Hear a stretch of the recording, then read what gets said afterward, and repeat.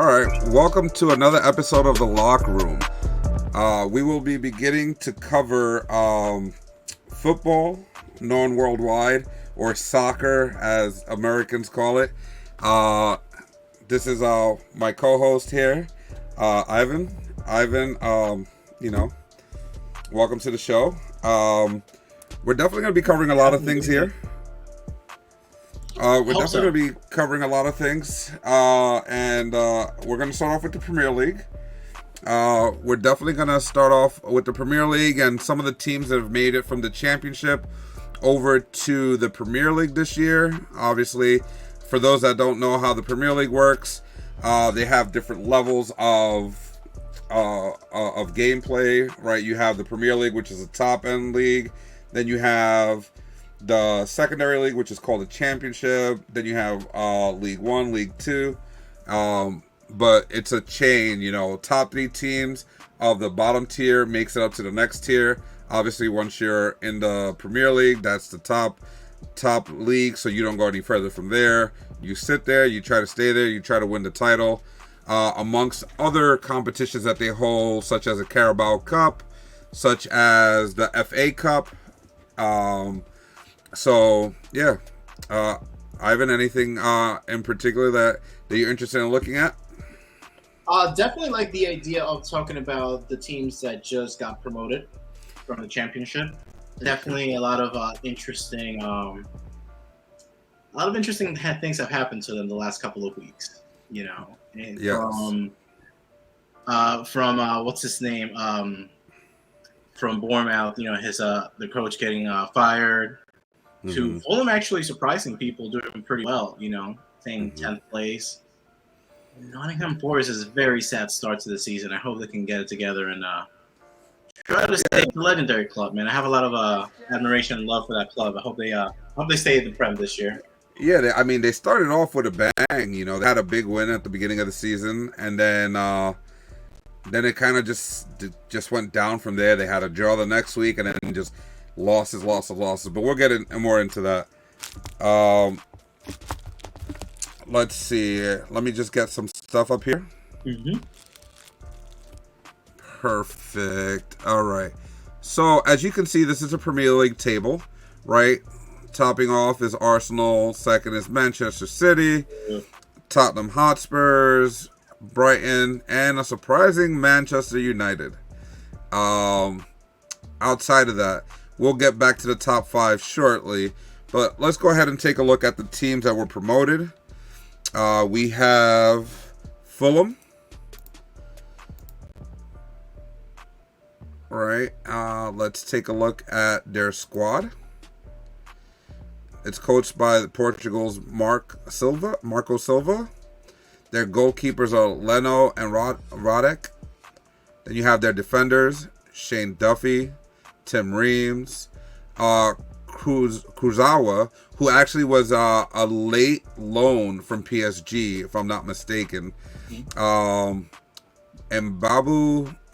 Kantete, Robinson, Diop. I'm not going to butcher this guy's name. I am horrible with names, so we're going to leave that alone. But you can see me pointing to him, all right? Midfielders, we have Carney Chalboa, I think is how they pronounce this, Chalboa. You have Reed. You have quite a few different players. Me personally, I love this one here, Andreas Pereira. He used to be a Man U product. That guy, he has a lot of skill. And it's one of those things. It's one of those things that I feel he has so much potential. But obviously, when you try to play for a big team like Manchester United, if you didn't go through their academy, it's very difficult for you to try to prove yourself when you first come in. I mean, take a look at some of the exits. Andreas Pereira is one. Memphis Depay, who is doing very well in Barcelona. These guys, when they came to Manchester, were looked at to be big pieces coming in and possibly being something extraordinary. And I'm not saying that they're not good players or that they can't be extraordinary, but when you get to Manchester United, there's very little room for error. So, that's why he didn't make it there. He had a few loan spells outside of Manchester and eventually ended up here on Fulham. They have Luke Harris. And then on their striking board here, they have a couple of interesting people. Yeah, they do. They have William, which is really crazy. Mitrovic, Harry Wilson. These guys are all like bona fide. Hey, they can put the ball in the net. You have a Daniel James, who's another Manchester player who he did his thing when he first got there, but kind of, again, that pressure at a big club, even if it's not Manchester United, they just kind of fall apart. Now, is he on loan in Fulham? Because I know we sold him to Leeds last season. Right. So he did go to Leeds, and I believe, let's take a look. He is on loan. He is currently on loan there. He's still a Leeds player. Still a young kid, man. Still has a lot of potential, a lot of improving, a lot of growth in him too. Yep. Super fast. Really, really fast. So if you're like a team that plays on the counter attack, he's your player. He's the guy you're going to have on your... Well, the concerning thing about him is, as he gets older, right? We all know as you get older, you tend to lose speed. He plays multiple positions up front. He plays left wing, center forward, right wing, and striker. He has excelled on the wing. He hasn't done too well at striker from the few times that I've seen him there. Center forward, same thing. Not very productive. He's been more productive coming in from the outside, just because of his speed. But that brings up the question: what other things can he bring to a club outside of just his speed? And is that why he hasn't had the success that people thought he would have initially? Right? Yeah, that's definitely a good point to bring there. So he's definitely one of those guys that's very very interesting to look at as a whole. Now let's go back to the roster here. Who else they have? Vinicius, Solomon, who put up a lot of goals for them, I believe, last year towards the end of the season as they reached. I think they came in first, right? They were first in the championship last season. I believe they were. Here, hold on 1 second. Let me take a look. Actually, I can go right up here. History. Yeah, they were first last season in the championship. They had 27 wins, 9 draws, only 10 losses to have 90 points in the championship. And the championship is no pushover league either. People think, it's a second tier. That's a knife fight, man. Playing there is really, really tough. You know. Yeah, so they did a lot of things there, so that's huge, right? Let's go back to their squad, take another look. Okay, so out of all these players, right? Let's take it by sections. Out of all these players, who do you think is going to be the most influential attacker that they have? I am very, kind of like biased towards this one. I want to go with William just because he has a lot of experience. He's played for a lot of big clubs. So I'm not sure if he's going to be influential in the essence of the actual playing, but maybe more in like the locker room, giving a little bit more pointers to a lot of these younger guys. Mm-hmm. I can see people like Bobby Reed or even Daniel James really, really, gaining a lot of knowledge from somebody like William. Mm-hmm. He's played for big clubs, Chelsea, Arsenal. He's been in the Champions Leagues. Mm-hmm. So, for him to be in like a club like Fulham definitely brings him a lot of knowledge to the players, man. Something that you cannot underestimate. Bringing in like characters and bringing in people that really have been in the league and have been really playing their top game for a lot of years. Mm-hmm. It really benefits clubs that are just been promoted. And he's kind of like a big name to be in a team like Fulham. Mm-hmm. Yeah, definitely agree. I mean, if I have to have my pick, I want to see if Mitrovic still has it. That guy's always been a goal threat. No matter what division he plays in, he's always a goal threat. He's one of those classic poachers, is what I call like Berbatov. He knows where to be in front of the net. He has the strength, the power to fend guys off. He knows how to move without the ball. He can score with his legs. He can score with a header. So, and he's very creative. So I definitely think he's going to play a big role. But someone who surprised me last season, I know he's hurt now, but that Solomon guy, he did a lot of things towards the end of the season. If I'm not mistaken, he scored a lot. He like really high rankings towards the end of last season. So let's see. Last season, this is international competitions. Let's see if we can narrow it down to career stats here. Let's see. That's this season. They didn't break it down into the championship. Okay. Let's see if we can go further back into his history a little bit here. Well, I mean, even just looking at these games, right? You look at some of these international games that he's played. Not top-end international teams, but pretty decent. But he knows how to play the game. He puts goals in. He's always he's a factor when he's in there. You know what I mean? So, I think that once he gets healthy, he's only going to add a certain level of depth to their attacking form and like where they want to pinpoint their offense. All right. How about midfielders? Who do you think will be like a crucial part of their midfield? It's a tough one. I like what Harrison Reed has been doing so far. Mm-hmm. He's shown a lot of composure. Andres Pereira, has he been really playing that much lately? I don't think he's played as much as I would like personally. But yeah, he's played all their games so far this season. 1 assist so far, not bad.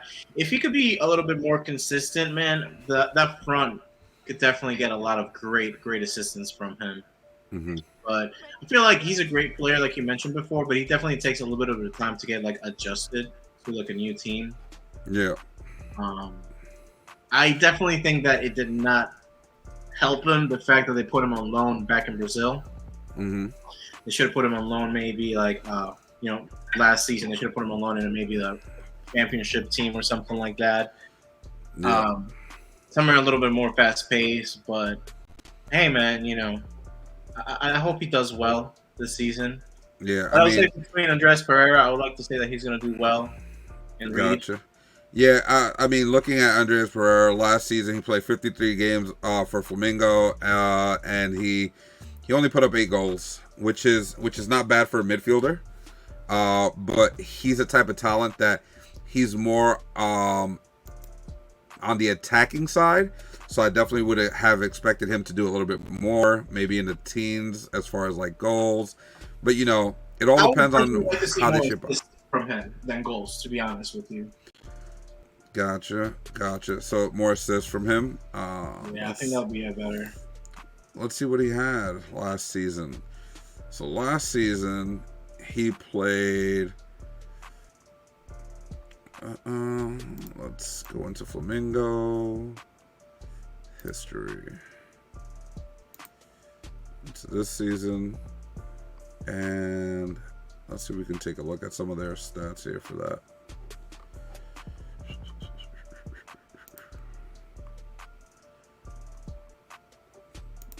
(2021).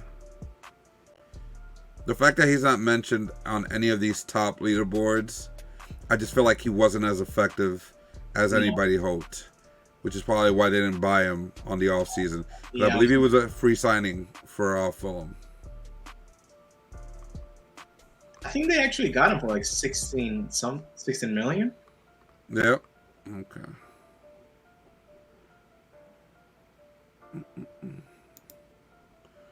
Okay, let's go back to Fulham now and take a look.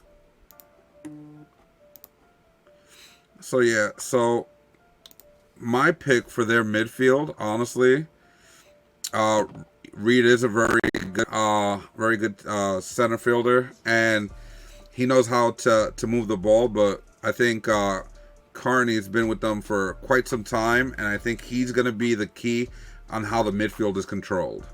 I think he's going to be the one who plays the biggest role on how they should set up, how they move the ball, and he should, in my opinion, he's the one who should be taking control of where the ball goes when it's in the midfield, or how to defend when they're in the midfield. That's just my opinion. Now let's take a look at the defenders. Who do you think is going to be their top defender?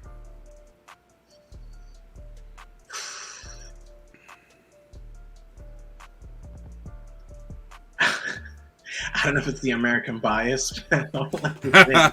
He's going to go with Tim Reams. Okay. I'm really hoping, man, for an American to finally do really well in the Prem.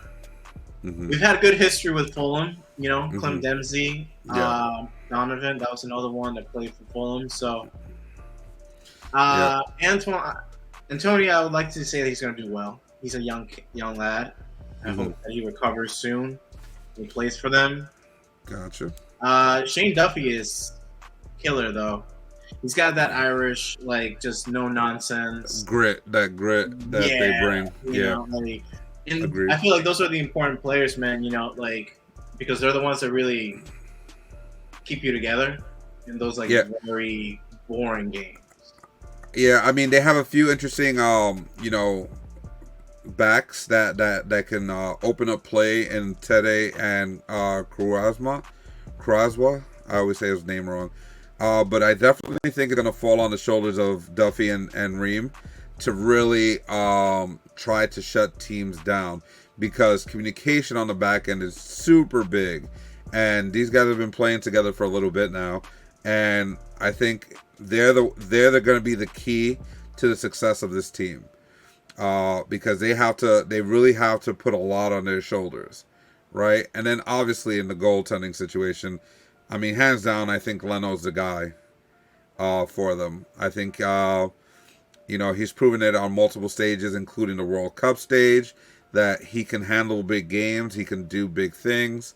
I know that this is a step down from the level of teams that he was playing for prior to this. What are you talking about? Fulham's a better club than Arsenal. Oh, here we go. That's one of those things, right? Listen, our Arsenal is one of the few best worst teams in the Premier League. They're really good. They have a lot of really good individuals. It just doesn't piece out for them in the long run. They fall apart. But we'll touch base on Arsenal later. Yeah, I think that they have a really good team. I say they end up in the mid-table, highest, maybe seventh, and that's kind of pushing it. They can surprise some people, get there sixth, maybe fifth, but I wouldn't expect anything crazy. I don't think they get into the Champions League this year, top four. I don't see it. No. I think they solidify their stance in the Premier League, but I don't think they do anything outside of that. I actually kind of hope that they end lower than seventh, to be honest with you. Just for one silly reason. I just don't want them to end in the Conference League, and because I always feel like whenever you have a club just coming from the Championship into the Prem, to add that extra layer now of European soccer, or of European football, it just, and especially as you can see with their squad, it's a small squad, I don't know if they can handle that stage yet. I would like to think that they may end between 10th and 15th, somewhere there, and that's me giving them a lot of hope. Mm-hmm. But I kind of hope that they end there just so it gives them at least one more year to grow. And honestly, just from the coach's point of view, Marco Silva has done a great job. I know Scott Parker got him up a few years back now, but they didn't finish first like they did last season, Right. And they didn't have some of the big names that they have this season when they did that. So, Yeah, I definitely agree with you on that. I think that at this point, it's one of those things that they should definitely solidify themselves in the Premier League this season. Yes. And hopefully attract some higher quality players, in the likes of maybe, defense, maybe one or two midfield pieces. I think as far as the forward section of their team, they have a lot of talent. If they could just piece that up and let them be a little more free and have or more dominant, controlling midfield, I think that they do really well. But I definitely agree with you where I think they'll need at least 2 years in the Premier League to actually do Solidifies something it, right? right. Do something where they can start saying, okay, we're here, we're getting bigger, and call out to some big names to try to get them on their team. Also for their bank account, a lot of people forget that when a team makes a jump from the Championship to the Premier League, they're going to start making more money, but it doesn't come instantly. It takes about a year before those funds become available to the team to actually look to acquire higher quality players and spend a little bit more money. So I mean, for what their money is worth right now, I think they're doing the right thing. Loaning out a few players that can be instrumental to their growth and to them solidifying themselves. And then next season, when that cap space clears up, bring in the guys that they really need to take maybe that next step. I think so, man. I definitely think so. I hope they do well. A lot of the team, well, Fulham and Nottingham Forest are like the two teams that I really have a soft spot for. Okay, now let's take a look at Bournemouth. All right, Bournemouth was the second. I think they came in second. Yeah, they came in second last season behind Fulham. And let's take a look at their squad. All right, coached by O'Neill. They have 3 goaltenders on their roster. Obviously, everybody knows Neto. Neto's a really good worldwide known goaltender. Defenders, nothing super outstanding. I know Fredericks. I've heard of Kelly, but nothing that makes you say, "Oh my God, they got him." You know what I mean? Some pretty decent names in here. Like the favorite contender to actually go down this season. A lot of people. Yeah. They have a small midfield, man. Yeah, very small, very small. But I mean, you look at their midfield, right? And because it's so small as far as the number of players they have there, does that, do you look at it as an advantage or a disadvantage? I look at it as a gamble, to be honest. It's not an advantage or disadvantage. It all depends on the season. Nobody knows what's going to happen, man. It's football at the end of the day, But as you can see there, they already have 3 midfielders already, injured. Mm-hmm. That only gives you, 5 players to pick from on a weekly basis until these 3 cats get, healthy. Right. But that also brings the question of, what the guys that are healthy, more reps. Will more reps help them develop better than getting less reps? Because as you see in some of the bigger clubs, right? Let's take Man City, for example. They have so much star power, so many different guys that you lose some of those players, not because you're losing them to someone else, just because they wanted to go here or whatever. You're losing them because they're not playing on your squad. They're not getting enough time on the field. And granted, healthy competition is a big thing and it's good, but for a team like this that's still growing, still trying to get to a certain place, I think that the likes of Lerma is going to be one of those guys that's trying to solidify himself as a Premier League midfielder. Cook is definitely another one. They have some decent talent here in the middle. It's just all about 1, staying healthy, and 2, how many touches on the ball, how many games they're actually playing. Because you can have a guy who can be a superstar, but if he's only playing 1 or 2 games a season, right, you're never going to see it until you set him on loan, or you lend him off to another team, or you sell him off to another team, and then he gets prime minutes there, and then they shine, and then you're like, oh man, why did we ever get rid of this guy? You know what I mean? It happens all the time. It's a great attribute. I'll definitely will give you that much on that. And that's going to be a great thing for them to grow. But I don't know, man. I just feel like as a new team just coming off of the Championship, you kind of want to have the most help as you possibly can. And it's not. I'm not saying that it's a bad thing. It's just it puts them in a very tough position. Yeah. Look back at when Liverpool won the league finally for that first time after 30 years. They didn't buy any players, and then what happened after like January. Like they started like getting injured. Then you look at the next season, and there's injury after injury. So not a bad thing. I hope that they recover soon. But I think that this means that they're gonna have to get more midfielders next season because now the guys that have worked so hard this season, you're gonna have to give them a break at some point. So yeah, I hope all right. they go in on the transfer window in December because they're gonna need it, man. All right, now let's take a look at their attackers, right? I mean, personally, Anthony has been one of those guys that they found a diamond in the rough there. He's been performing day in, day out. I think Ryan Christie. I mean, yeah, he's probably one of their older players. He's been with them for a little bit now. I think that he's still got some stuff in the tank. And it should show. I think he has a quality. I mean, he's been in the Premier League back when the last time they were in the Premier League, he was on the team. Yeah. So I think he has the experience and leadership skills to help this attacking crew just really get on the right path and understand. I mean, they aren't doing too bad on the table. They're mid-table. So that goes into picking who you think is going to be their top guy in each one of these categories. Let's start off with the attackers. Like you said, Anthony, I definitely like him. He's definitely done a lot of cool stuff for this club this year. But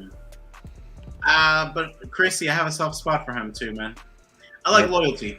He's gone up and down with the team, so I would like for him to definitely put his foot down. When it comes to midfielders, I'm Colombian, so I'm gonna go. He's gonna show that. We got. Yeah, no. So for attackers, I definitely agree. I think Anthony's the guy. I think Christie is gonna just have to make sure that he plays his role and really just be very supportive of what's hot right now, because Anthony's hot right now and he's like the looking at the future kind of guy. But when guys are growing, sometimes everything will be good and then they'll stumble, and I think Christie will have to be there to kind of like pick up the pieces. As far as like the midfield, I'm definitely looking at Lerma to be more influential and be more of a controlling midfielder. I know they normally look to Cook, I believe, to kind of help control the middle, but I think Lerma should be the one that really dictates how they go forward. Yeah. Defensively, again, I like Fredericks. Really done well defensively so far. I mean, Yeah, but working what they got, Senesi, he looks like he could probably hold his own. But my personal favorite on this would be Fredericks. I think he just came off an injury as well, so it'd be good to see when he's 100% match fit. To really be involved in how the breakout from the back happens, how they push on the wings, and how the defense really sets up. And you know what I mean. So who do you like as a defender to be like the top dog? Definitely between Stevens and Fredericks. They've been there for a minute, so I like them definitely. They have a tough job this year, this team, man, too. They just lost their head coach, and now they have a new one, so style of play is going to have to change. Yep. And when you're in the Premier League, you're not really given the opportunities to change and to experiment with your style of playing. You just have to go for it, So. Yep. I think Neto's going to have to play tall in the net to really give them a chance. I mean, he's always been a good goaltender, very solid, but you can't leave it all to the goalkeeper. I think the defense definitely needs. It's one of those things, again, like I said with the previous team that we spoke about. It's one of those things that the defense needs to communicate very well in order for the team to do well. Without that communication, without that set plan, they're going to struggle, right? And right now they're mid-table. They're struggling a little bit, but I think they've been much luckier than they actually kind of in a way deserve to be, too. Yeah, I mean, I think that honestly, let's take a look at their last fixtures. Um, let's see. What were their previous fixtures? Okay, so let's take a look. They drew against the Wolves. They got smashed by Liverpool. I mean, you're playing a top end team in Liverpool, At their right? own stadium. You know, so and it's one of the first games back up in the big, in the big Premier League. But you had a 4-0. Like all the top teams they've lost to. They were very competitive. Obviously, they beat Norwich, competitive with like the mid-table to lower-end teams. Wolves, surprisingly, are not doing well this season so far. Yeah. You know, yeah, go It ahead. might change now. They have Diego Costa on their team now, so Right. I mean, also with Bournemouth, I mean, look, another championship team that made it up, and they were able to beat them. So I mean, it looks like they're beating the teams that they need to beat, right? And when the team comes up from the from the championship to the Premier League, you need them to beat the lower end teams to middle team, at least compete with the middle teams. You don't expect them to jump right up front and say we're gonna beat all the top end teams. That doesn't normally happen, right? But in the scenario like this, right, they're doing very well to beat Aston Villa, who was expected to be on the top half of the table. They beat them day one. After that, obviously, Man City, Arsenal, they just got it handed to them. They beat Norwich in the shootout. No goalie was present apparently. They're still looking for Leno. Liverpool gave them just obviously a whirlwind and smashed them 9-0. They held their own against Wolves, who's a little more experienced in the Premier League as far as a team. And they beat Nottingham Forest. So, with Bournemouth, I think they're gonna be on the lower end of the table. I think they're gonna be fighting not to get relegated, in my opinion. I think they're gonna sit somewhere down by like 15, anywhere from 18 to 15. I don't think they're gonna be bottom, but I think they're gonna be, just escape. If they do escape, they're going to be just escaping the relegation zone. great escape. Yeah, man. You know what I mean? I So agree with you on that. I yeah, can't see them being consistent with it. I definitely think that they haven't been fortunate with the run of fixtures that they've had so far. mm-hmm. Definitely the fact that they beat Nottingham and drew with Wolves kind of proves that. Like you said, they can't beat the teams that they can beat. It's just that they gotta stay consistent with it. I kind of wish that they didn't get rid of their coach so quickly, but hey, yeah. I mean, it just needs to happen, and if it has to happen, it has to happen. I mean that's one of those things, right? The coach helped them get to where they are, right? Great season last season. Came in second in the championship. Came in here, and they're trying to compete. Getting rid of a coach that early into the next level of play, I don't know. I can't say I can justify the firing because sometimes coaches start off on a rocky road. It happens. The guy just got you to this level, right? And he lost you a few games and you fire him. I don't think it's just, and it wasn't like they lost to another bottom level team, like another lower end team. Like if they would have lost to Nottingham Forest under him, then I could have seen, okay, maybe it's time for a change, maybe. But I don't think they really gave it any real chance to develop. They fired him right after the Liverpool game. You lost, you know what I mean? Yes. So it's one of those things, like you literally fire him after playing like 4-3 games. Let's see, right? Okay. So he won here. He lost to two teams that are on top of the table, and yeah, he gets a win here against a team that you should be competitive with or beating. It is the League Cup though, so I can see them saying that doesn't count. Okay, all right, let's take that one off the board then, right? But then you go here. Okay, you had three losses to teams that are expected to be top 5. You just made it from the championship. That doesn't justify firing him. There was either more things in the background that nobody was privy to that caused him to get fired, or they have bad ownership. Right? That's what it really comes down to. You got to really take a look. Like, he's competing against the teams that he's supposed to be competing against, right? I mean, obviously these two don't count because he's already gone, but you didn't even let him get a chance to get a few more games in against teams that they should be beating. If you are a Bournemouth fan and you expected them to beat Liverpool, beat Arsenal, beat Man City, I'm sorry. I need you to wake up and understand that the reality of it is it's not going to happen. Right? It just can't. Like, that would be a huge miracle if they were to actually beat any one of these teams. It has happened, man. I'm not gonna lie to you. But yeah, that's great and all.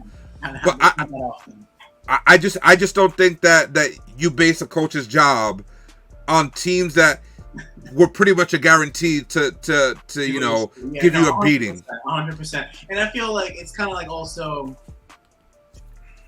I don't know, man. I feel like it's like bad history too with Graham Potter. Like not Graham Potter. Sorry, Scott Parker. He got fired like right around the same time 2 seasons ago with Fulham. Mm-hmm. What happened to him too? Like, do you think that he's just going to end up becoming just a championship coach? He's never going to become a Premier League household? Like, what's going on with him? Like. Yeah, no, definitely. I mean, we can definitely have a segment with some of these coaches that have gotten fired, because obviously he's one of 2 major firings in the Premier League already. This 6 weeks in. Maybe 3-4 years ago, people were saying that he was going to be the next England manager, mm-hmm. and now he can't even hold a job in the Premier. So it's like, again, in this situation, I don't think it was fair. It's one of those situations that was unfortunate, because I think that there was more to prove for him and this team, and now the team just kind of has to go with the new coach and try to prove it under a whole new thing, a whole new set of directives and what they're doing. And I mean, for the new coach, not a bad start. You're tying with a team you're supposed to be competitive with. You're beating a team you're supposed to beat. I get it, right? But that doesn't say anything about the coach, because these are teams you're supposed to be competitive with the whole time. Right. It isn't fair to judge a new coach on teams you're supposed to be competitive with. Like, if the new coach came in and they beat Liverpool, Man City, or Arsenal, then you say, okay, maybe it was a coach. Yeah. But you can't say that, right? Like, I don't think it was a just firing, in my opinion. Yeah, just bad timing. Maybe there was something happening in the background. Right. That's what I'm saying. There had to be more to it in the background.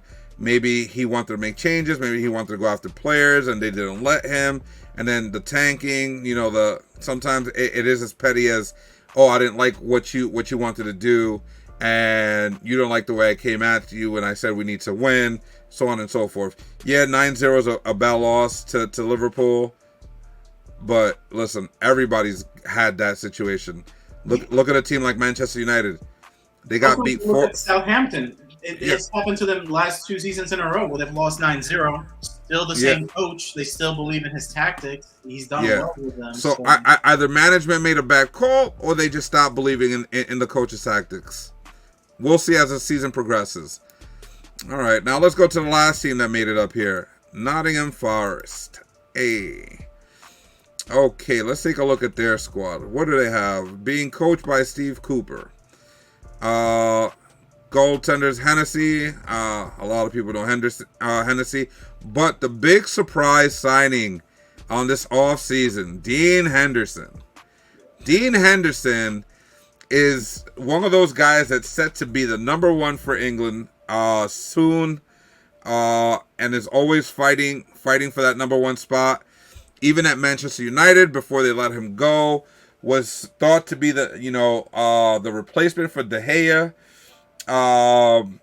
But things didn't play out that way. Some inconvenient situations for Henderson prohibited him from actually making the start that he was supposed to be making, which gave De Gea the window to make his comeback and he did, What a and the comeback. head didn't let down.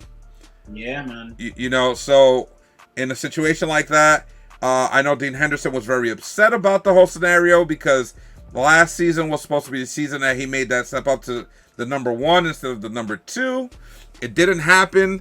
That window passed him, and Manchester decided to go ahead and let him go this offseason, and he felt very disrespected, and he felt like they lied to him and they didn't give him the opportunities they promised they would. Right? Obviously, he's very disgruntled. He has something to prove now. So we're going to see how that works out. In my opinion, 2 very, very good goaltenders on this team. Hennessy, I think, is... how old is he? He is 35. So he's reaching the end of his career, in my opinion. Even though he's still competing, I just think that it's one of those things that maybe it's time for him to step down. Maybe a Dean Henderson to take his spot. Right. What do you think about their goaltending situation? Well, Dean Henderson is definitely going to bring him. Well, in theory, he should have brought them a little bit more ease and control in the back. Mm-hmm. He's a very vocal goalkeeper. He definitely likes to let his defenders know where they need to be in order for him to do what he needs to do. Mm-hmm. It hasn't translated too well with his team. I'm not too sure if it's because of the quality of the team. I'm not sure if it's because maybe this team was kind of put together really quickly for the Prem. I hope he does well. Mm-hmm. I know he's still on loan, so he should be back at Man U at some point. Maybe, who knows? No, he is on loan there. I mean, he's only 25. My problem with Dean Henderson is that he's getting paid way too much in the club, Man U. So I feel like that's a good reason why he hasn't been able to move on from the club and find a club maybe where he can settle as their number 1. The fact that it's on such high wages. And that's really more to do with Manchester United as the way they were run, thanks to horrible ownership. But that price tag just really hasn't allowed him the opportunity to move and grow. He did really well in that loan spell with Sheffield United a few seasons back. And, he really impressed. He kept them up. That's pretty much why that team stayed where they were. Yep. And he did really well on the national team as well. Which is why they were so... He did very well too when he was covering for De Gea, towards the end of 2 seasons ago, Yeah, he looked like the stronger of the 2 goalies at that point. And some people believe, man, if he would have played that final against Villarreal, we would have won, so I can see that being a thing. He's a much better penalty stopper, but, Yep, no, for sure. All right, let's move it. Changing goalkeepers, man, is a very scary thing to do. Yeah, the type of goalkeeper you bring in definitely plays a role how your back 4 player or back 3, depending on what style and system you play. So let's take a look at the defenders. I mean, a lot of big names that came from somewhere else, right? You look at a Bali, I believe he was with the Wolves a season or 2 ago. Mm-hmm. You look at Aurier, who was with the Spurs. Yeah, he was with the Spurs. Those are 2 guys that you bring in to really, really solidify your back 4. And right now, it hasn't turned out that way. They've been struggling mightily, and you can say it's still young. It's still an early part of the season. Maybe once they start gelling with the other players, because obviously they both play for the Ivory Coast national team. So right. they both have their chemistry, which is nice. But you bring in Steve Cook. Sorry, I don't know why I said Steven, but Steve Cook, right? And you want them to mix in with the other guy as well. But sometimes that doesn't just happen right away. Like you said, it was kind of like you brought in these players. Maybe they're just not gelling right. You have a new goaltender. He may have a different opinion on how they want them to play.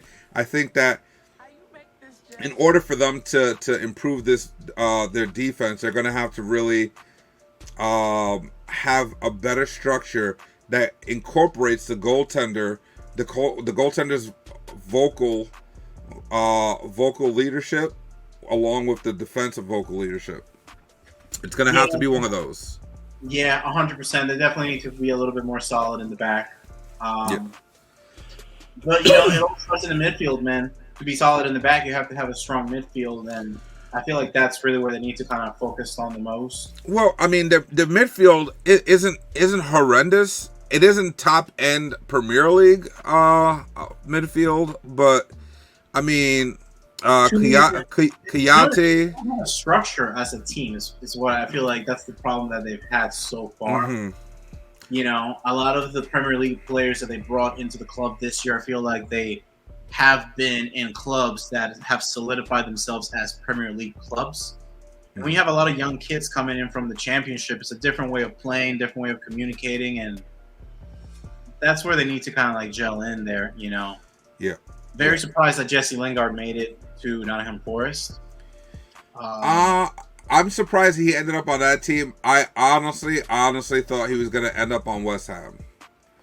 I was ended there, to be honest with you. What happened? I would have hoped that he would have ended there. I did too. I think West Ham's system and the complementary players they have there for him. I think he was a great fit when he was on loan there, which is why Manchester United kept him last season. I think that for Jesse, I believe he's like 29 now.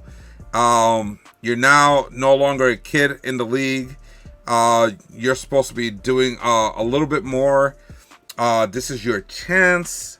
And I think that, honestly, Lingard, Coyote, and even like Colback, I think like they're going to be the ones that have to really, really help with that midfield. Cafu is in there as well. They have decent potential to be a good mid-table team with the midfield they have. They just need to get it together, right, and decide what style of play they're going to play.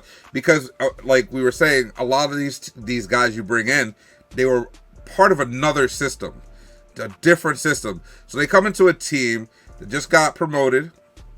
Their system might not be the same as theirs, but if you have weak management, weak coaching that can't tell you, hey, this is what I need you to do, this is what I brought you in for, this is how you need to play, I think that's where the translation gets lost, and that's where you have a waste of talent.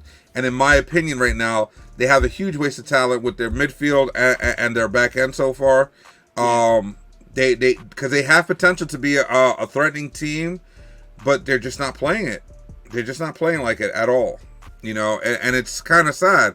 Like I said, Jesse Lingard is, in my opinion, I would say a B grade when he's playing at his best, a B grade type of player. He can give you those exciting moments. He can help with that stuff, but if you're not utilizing him right, he's not going to give you anything, right? Manchester United has proven that time and time again with Jesse. When Jesse played in particular positions through different coaches, through different systems that they were running, it just didn't work out for them.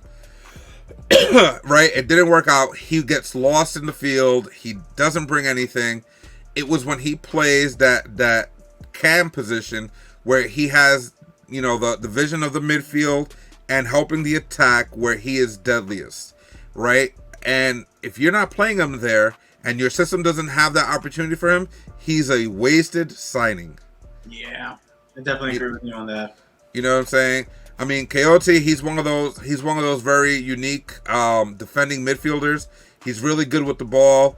He can defend well. He can break the ball out. Control a lot of the game through him, right? But he needs help. If he's the only one with the ball, a good team, like most of the good teams in the Premier League, are just going to bury down, lock him down, and there goes your entire midfield game, which looks to be what's been happening with them, where you take him out of the game and that's it. There's nothing after that. The defense is still trying to find their way, and without him helping them, it's just not going to work, right? I feel like this team just needs that one last jigsaw puzzle piece, just to kind of get them And it working. may not be a player. It may not be a player. It may be a coach. Yeah, yeah, definitely. I mean, sadly, a lot of these newer coaches, they're not household names. But you know what, man? That's how new legends have to start. So Yeah. let's see how that goes. I mean, as attackers go, nothing that yells out to you like, "Oh my God!" I know Surridge has been around for a bit. How you call it? That's pretty much it. You know. They're looking at some of these other guys to provide a spark. I just don't think they have it. I think they probably would have a better chance bringing Lingard up towards the front, playing a false nine, and attacking from like a winger position. That might be your best bet with the, because you don't have great quality in the attackers to really compete with the top level defenders that you have in the Premier League, in my opinion. Right, so I would say, play Jesse Lingard at a false nine and have your wingers really do work from the front, from the wings, bringing the ball in, and then again, Lingard is good in that position as a false nine. He's good right there.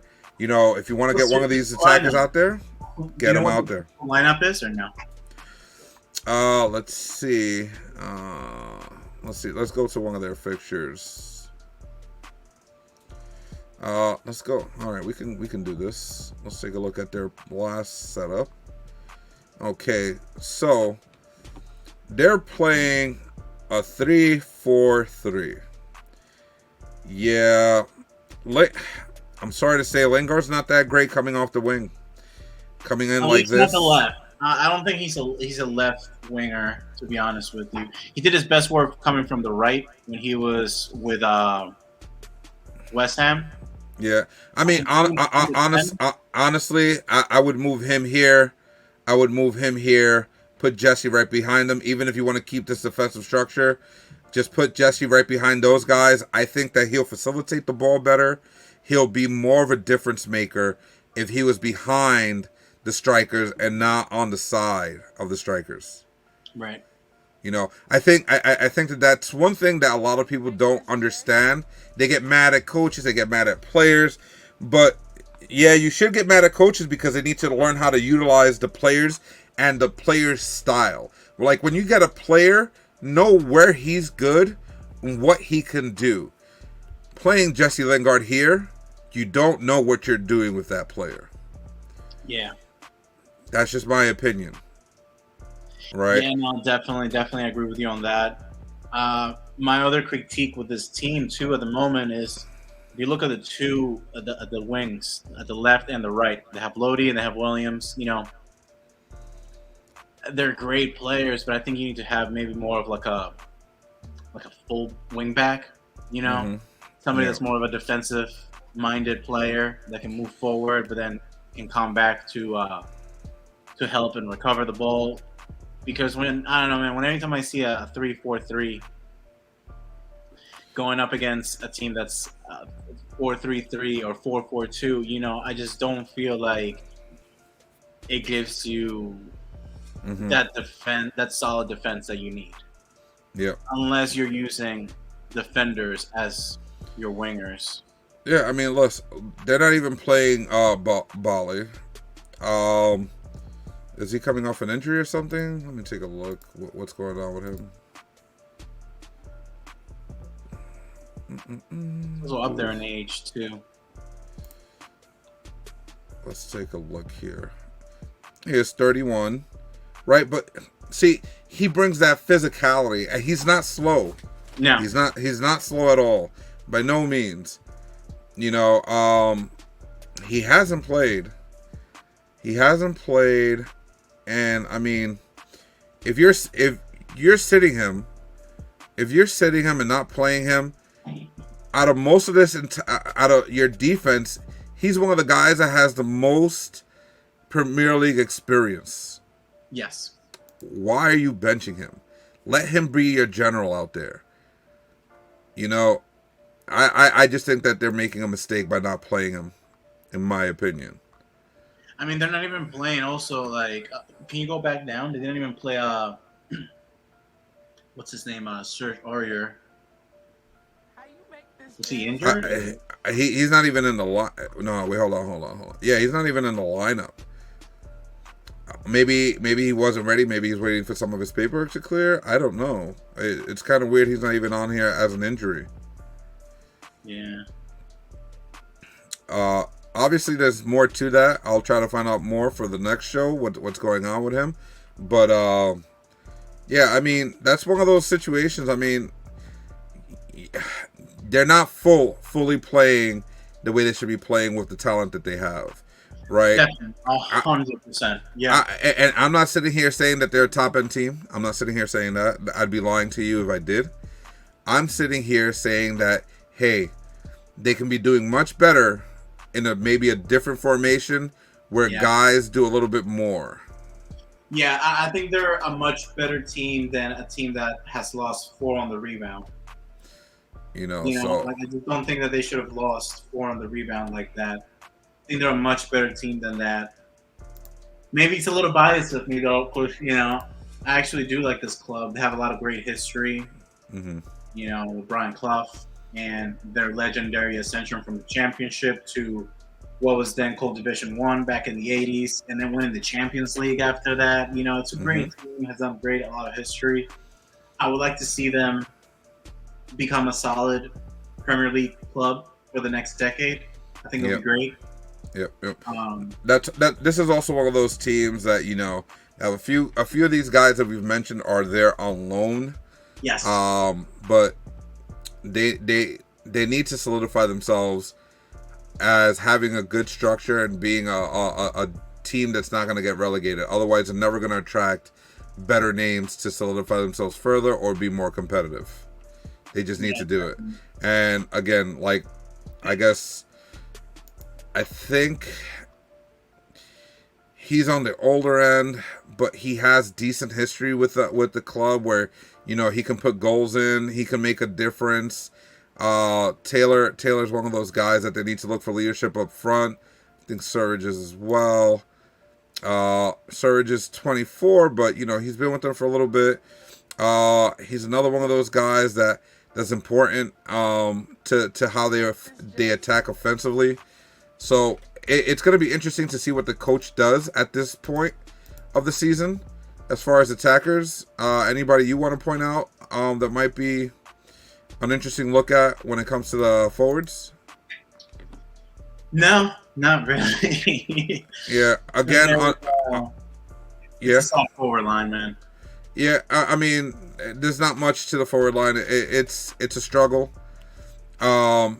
I think again, that's a general thing that has been happening within the sport. Like, I feel the last 2 years there haven't been that many great forward lines. So could it be? Can you say that maybe it isn't that there's a lack of good forwards, but better, richer, quantity of defensive players?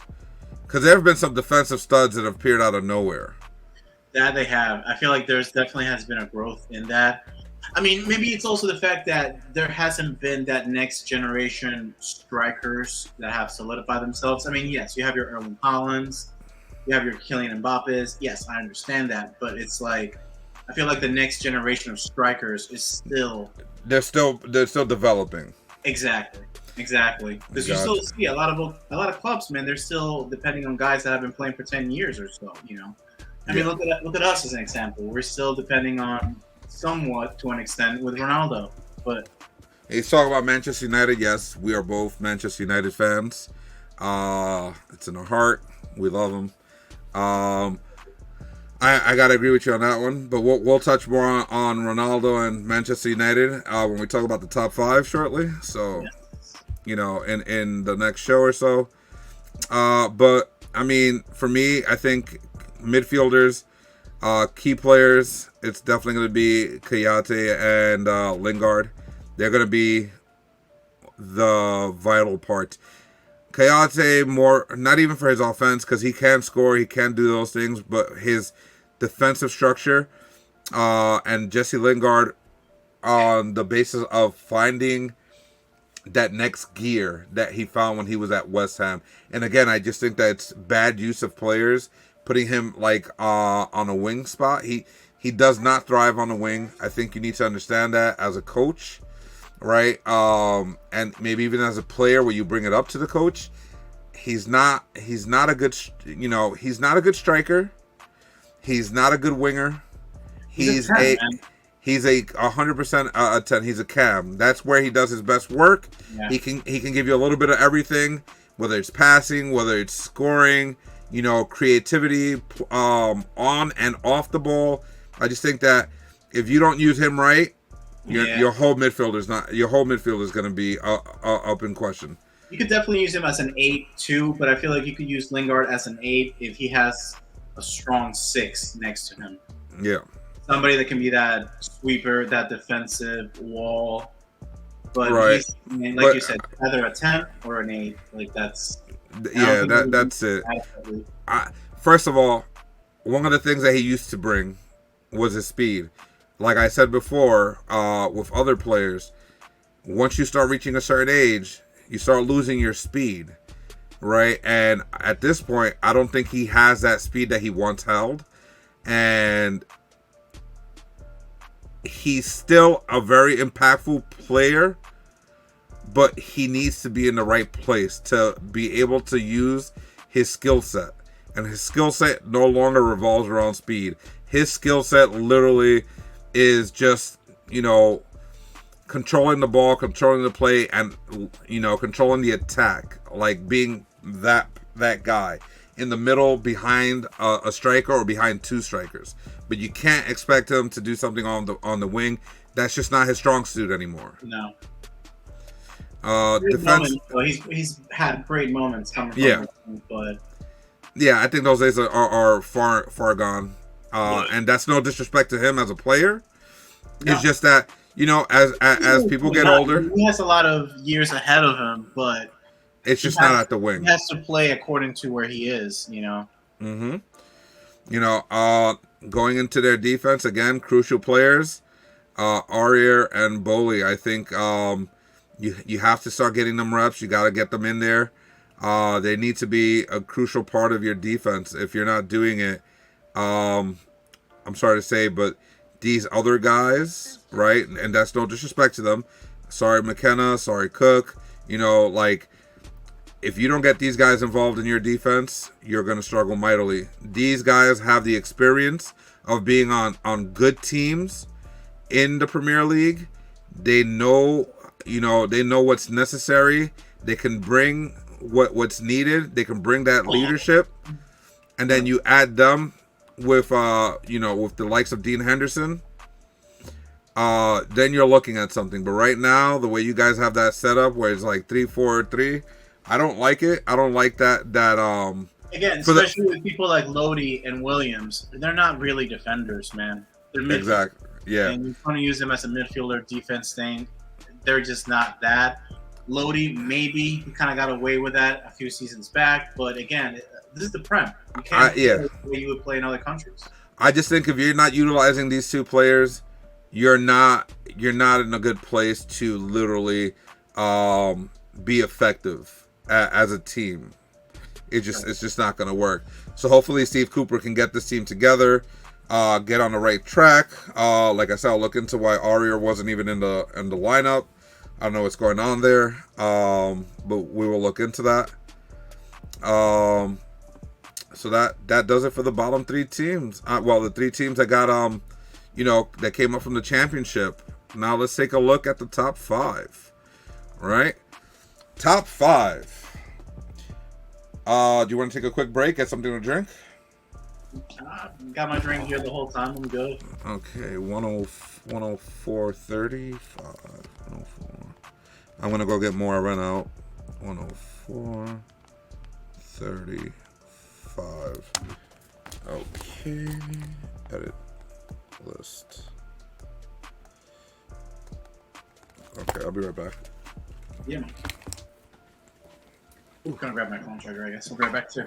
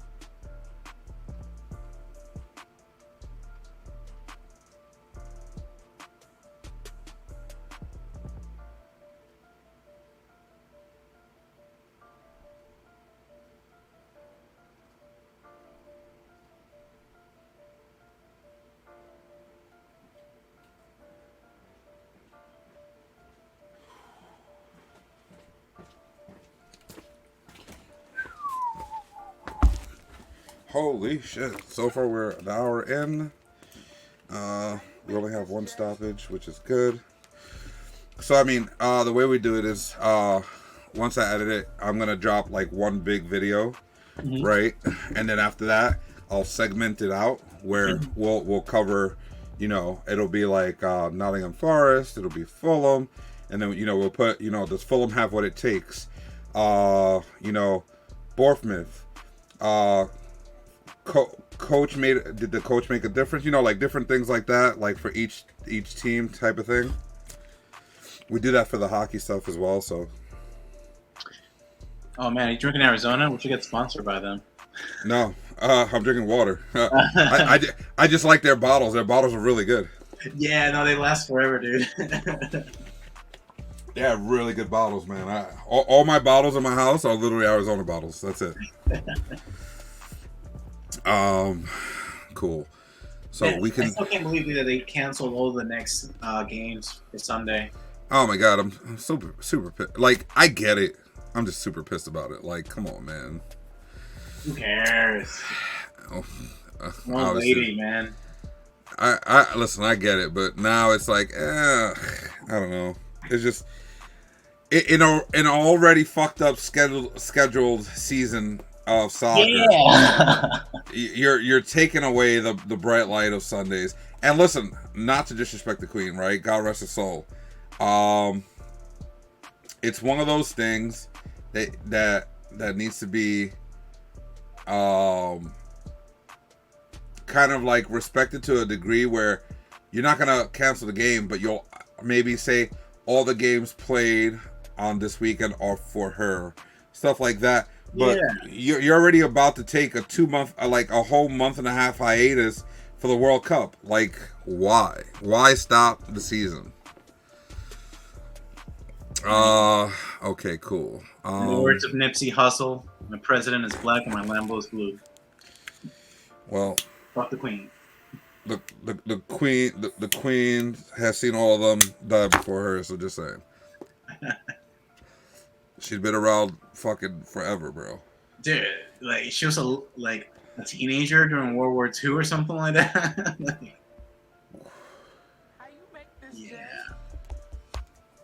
You know what's cool about that though is I found out about it way before it was on the news because I have a student that works for a news channel. And she texted me earlier in the morning that she had to cancel the lesson because the Queen of England died, or she's going to die, or something like that. And I told her like, "Oh, it's fine. Don't worry about it. We'll make up the lesson another time." And then I was like, "Keep me posted on the Queen, though." Just being funny. And then that's when she told me she's actually dead. They're waiting until 2 p.m. to let everybody know.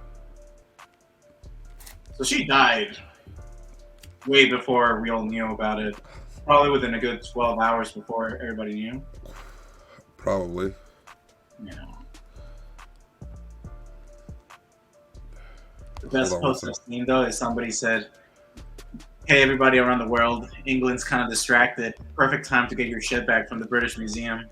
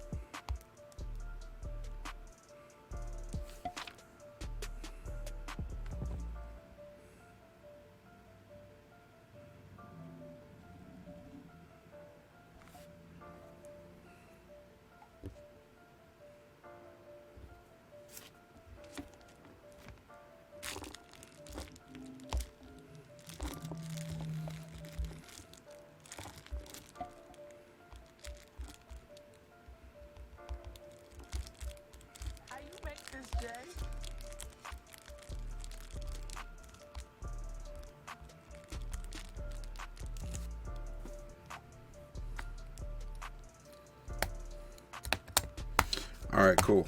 All right, so we'll start at 25. So that gives us 10 seconds. Sure. All right.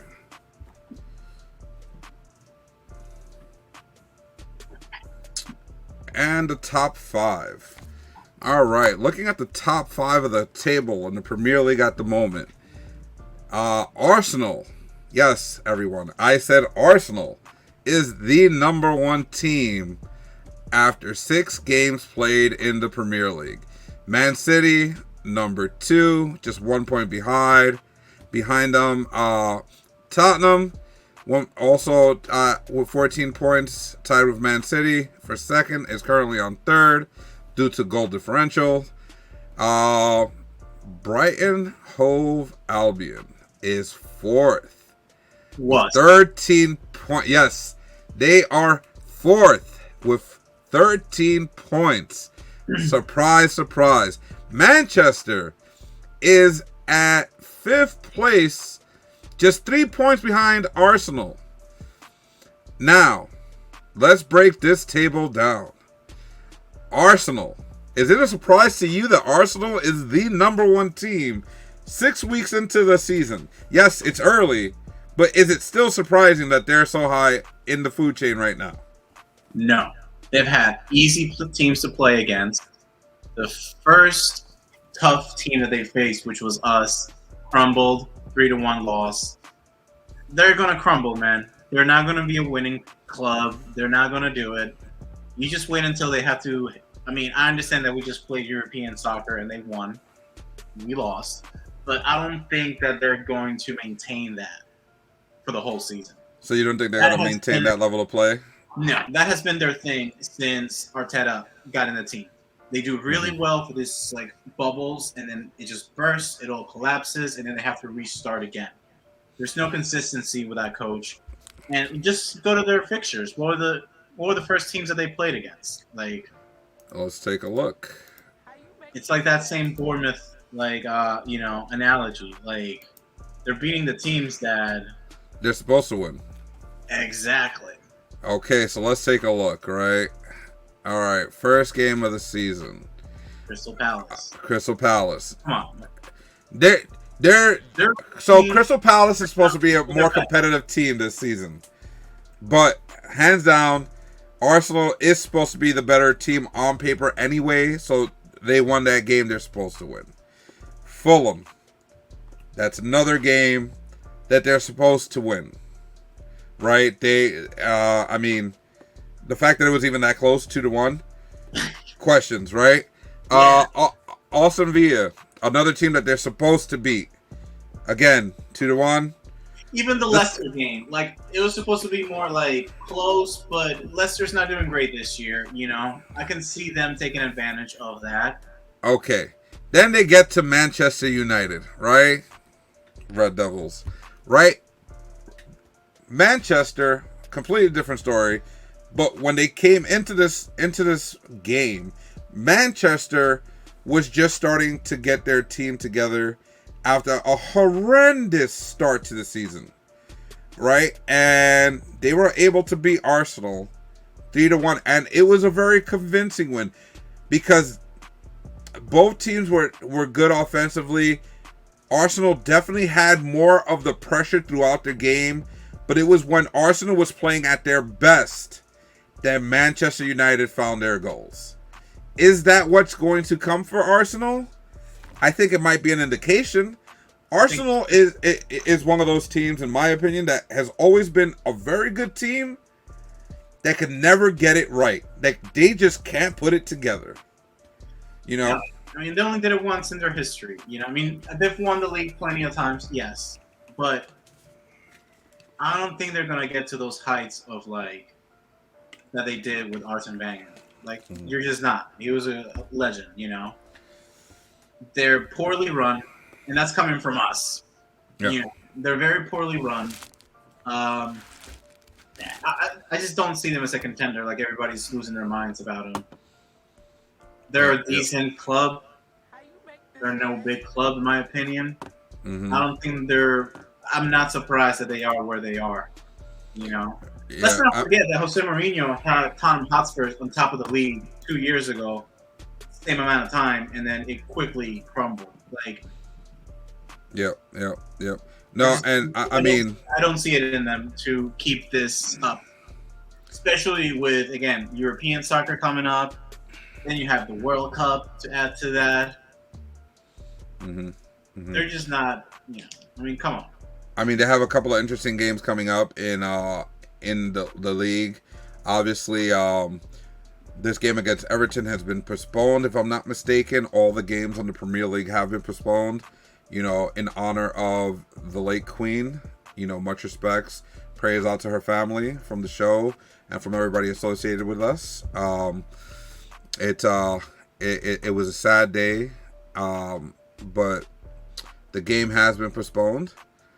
And I guess we'll find out the question whether they can compete with the likes of someone like Everton, who isn't doing too well, but are trying to turn it around.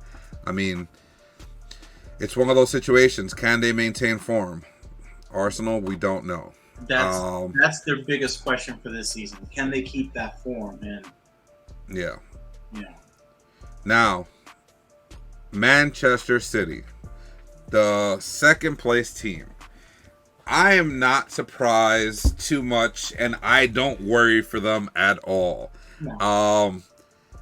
Outside of being a Manchester United fan, I mean, just looking objectively at the whole situation, it doesn't really matter how Man City starts, because once they get on their roll, there's nobody really stopping them. They just have so many quality players. They have so many quality, so much quality in every position. I mean, the depth. Actually, I'm going to go back to that. Not to mention that they actually have an actual striker this season. And I feel like that's why they are so dangerous.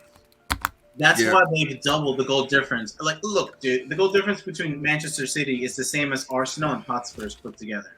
Yeah. Yeah, 100%. It's one of those things. I mean, let's take a look at their squad. I mean, first of all, he's a GOAT. Hate to Yeah. admit it, but he's a GOAT. I've Guardiola never had a is one of man give me so many sad nights in my life. the. Are you sure? Not even behind that trucker stop. I'm just saying, no. Definitely not. This man has been since the Yeah. final back in '09. He's been Yeah. haunting my dreams. I hate him. Yeah. I respect him so much. It's ridiculous. Yeah, I mean, Ederson, their goalie, obviously Just great. good guy. They have some key injuries here. They have Stones, Walker, Laporte. Their all defense, it doesn't seem like it's too many players, right? It's only 9, but every single one of those defenders is top class players. Well, I mean, the addition of Akanji, bro. Akanji was a stud on Dortmund. Stud. He's good all around. You know, he knows how to stop guys on a one-on-one basis. He knows how to break up plays. He can move the ball out. When I saw that they got him, I was like, why, bro? You have so much other talent.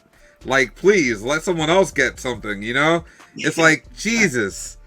But yeah, I mean, you look at the defenders, I mean, the way that Guardiola has built this team is like, you can lose a guy and another guy can take his place. And not saying that one isn't better than the other. It's just that the style of play that they use, if you have guys that know the system, they can step in and fill in for a bit until your other guys who might be of higher quality step in. It's just the truth. They're just how they play. So I'm not too worried about their defense or what they're doing back there. Their midfield, obviously, I mean, come on. They went and got some of the key players for other teams. They took Phillips from Leeds. You know what I mean? Like, and they only had like 4 other guys. So they just said, "Oh, we're gonna take one of the better players against us in the world." They only happen to be, like the best. So it's yeah. They don't need any more than just 5 guys. They're like, we can go to sleep with this. 2 guys get injured. Oh, okay, that's all right. We still got 3. Right, so I mean, that's just could have sold Silva to Barcelona this year, and they would have still be fine. Yeah, even 100%. with 4 midfielders, it would have been fine. Yeah, I mean, and then you come down to their forwards. I mean, what can you say? The animal himself, Haaland.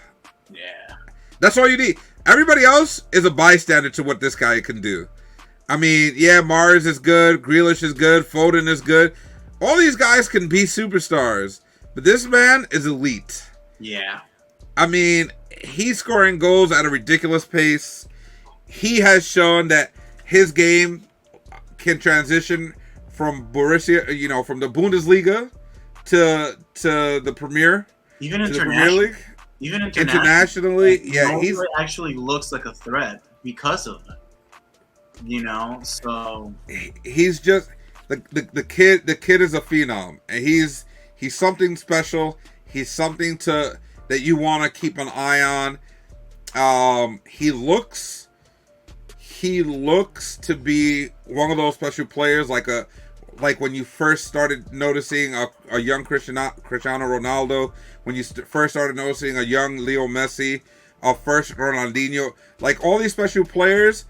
That's what he looks like he's in line for. And he is putting up the points. He is putting up the goals. He is taking them from a deficit to a positive in games where, they probably should have just said, okay, we'll take this loss just because it doesn't really matter to them. And he's like, no, we're going to get this win, and comes back, scores a hat trick for a comeback by himself. Yeah, he's having fun the whole time, which is... And I hate saying it coming from a Manchester City player, but it's refreshing to see that in the game in general. Sometimes, I'm not going to lie to you, I wonder if he would have signed for Manchester United if Roy Keane didn't break his dad's leg back in the 90s or the early 2000s. The big question, right? What happened between talks of him and Manchester United? Yeah, because Ollie wanted him in the club, but... So there's a lot of speculation, so a lot of different factors. Obviously Ollie's release, I think, definitely played a role in the whole scenario. Obviously the history that his father had with Keane and the whole leg breaking thing. Um, and then the poor play by Manchester United over the past couple of seasons, and it didn't get better. It's one of those things that we spoke about with other teams. You need to play a certain type of football in order for players to want to come play for you. And had Manchester United been playing the way they have been the past couple of games last year, I say it would have been maybe a possibility. But hey, listen, kudos to Manchester City. They got this phenom, and I honestly see them winning the chip again. I don't see anybody taking it from them. There's nobody that can remotely compete with them at that level, especially once they're all healthy. I mean, you have Jack Grealish, you have Mars as just secondary players on the field. Yeah, and those guys are guaranteed starters in most other teams. I mean, they are starters here, but I'm just saying, I just don't think that they shine as bright as they would have had Haaland not come here. Yeah. I mean, I don't think Jack Grealish really has done much for this team. I don't think it improved. It became more of like a sales tag, really, on him. Yeah, I personally speaking, I see him being sold by the end of the season, so. Before next season. I think that Foden has proven that he can take that spot.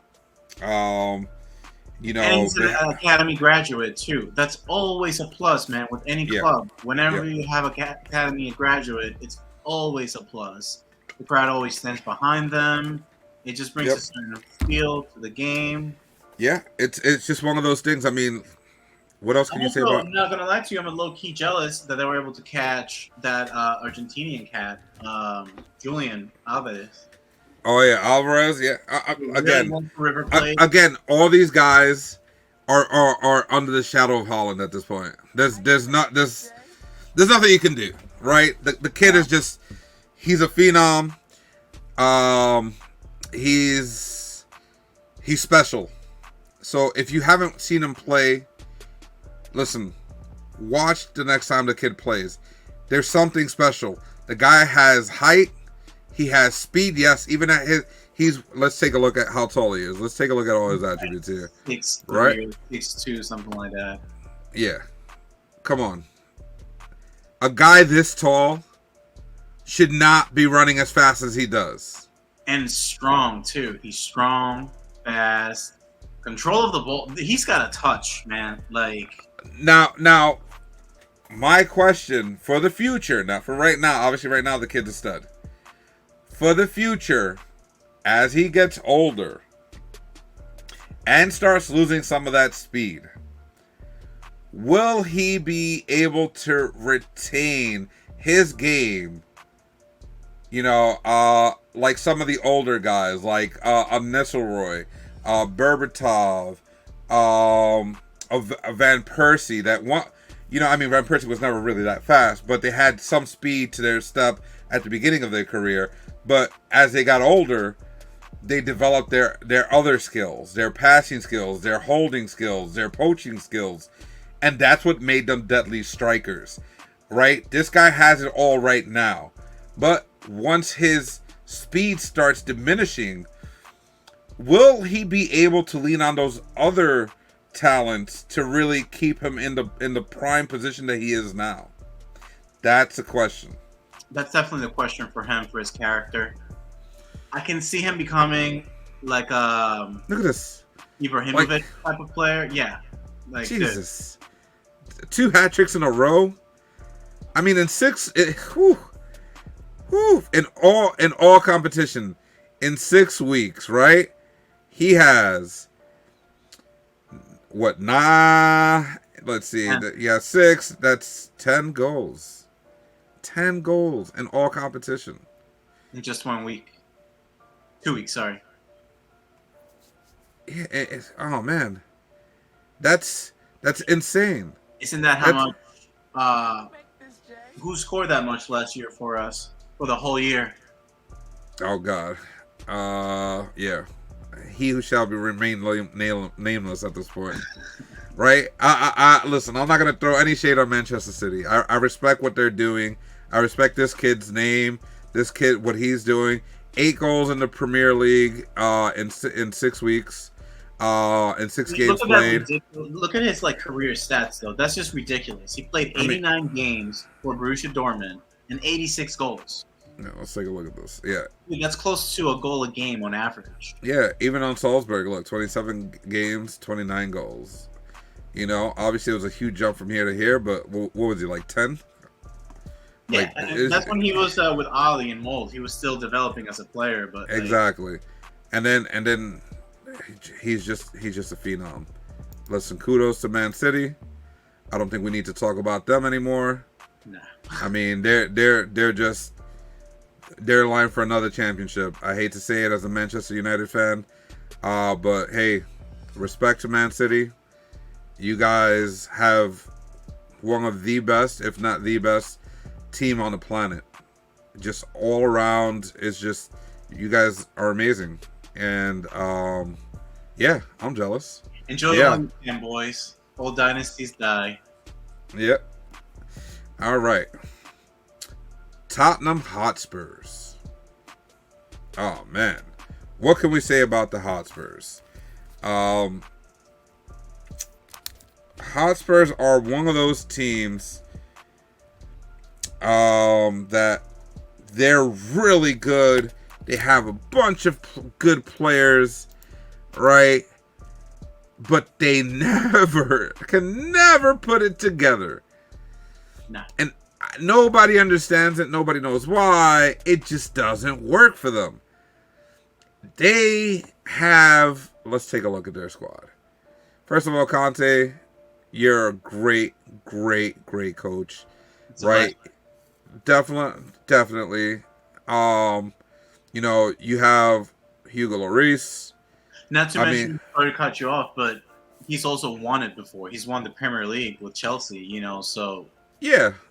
But I mean, just focusing on the Spurs themselves and this team that he's had, they're one of those teams that, again, great team, great build.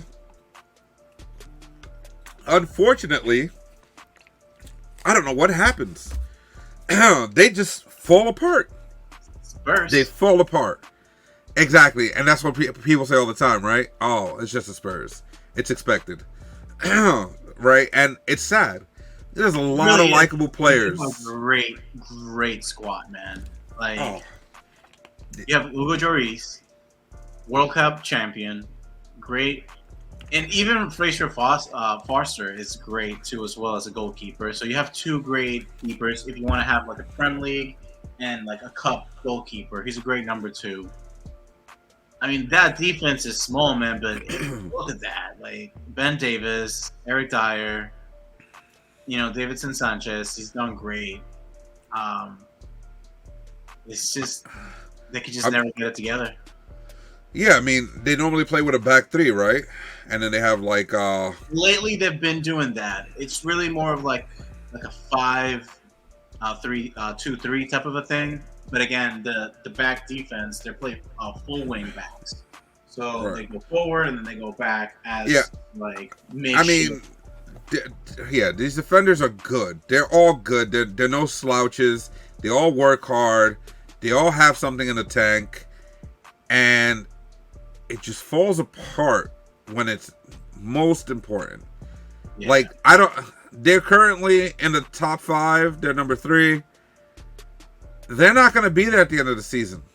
Again. Unless they magically figure it out. They're not going to be there. They normally fall down to within anywhere from 5, 4, I'll give them credit, 4 to like 8. That's their general area. They can't do anything else. I don't get it. You have so many good players. I mean, Persek, I remember when Persek was one of those guys that everybody wanted. And he's a great player, but it just doesn't work. Really past his prime, in my opinion. But yeah, great You player. know, and then they got Sessions, Seguin. I always say his name Sessions for some reason, but Seguin. This guy has speed. He's young. He has some real talent. I think that's gonna help them. Højbjerg, he's one of those key midfielders for them. Yeah. Sar, another piece that they can really rely on to help them. I mean, I'm hoping that the addition of somebody, right? huh? He Yeah, right? I believe so. Yes. I think we were into getting him. He's a good, solid player, man. He has a lot of potential. He's still young, right? Yeah. So there's a lot of these guys that they brought in. They have a lot of potential to be great players. Again, I'm not knocking Spurs, so Spurs fans, please forgive me. I'm not knocking you guys. It's just that I personally would rather Spurs win the league than Man City, to be honest with you. from one of my co-hosts and slash producers, Mr. Captain Paul, he has messaged us and told us that the Spurs are the best team in the Premier League right now. I told him, don't do that to yourself. Don't hurt your pride. It's gonna hurt by the end of the season. But it's one of those things that they just fall apart. They're just like Arsenal. Them and Arsenal have a real problem, and I don't know where the problem lays, because with the amount of good players they have, it does not calculate very well on where it goes wrong. I mean, you look at we haven't even gotten to their strikers, right? Because that's a whole different genre. But their defense is a really good defense. Their midfield, very, very competent midfield that can do things. Don't know where it falls apart defensively. Even now, another great midfielder that they just got. Who?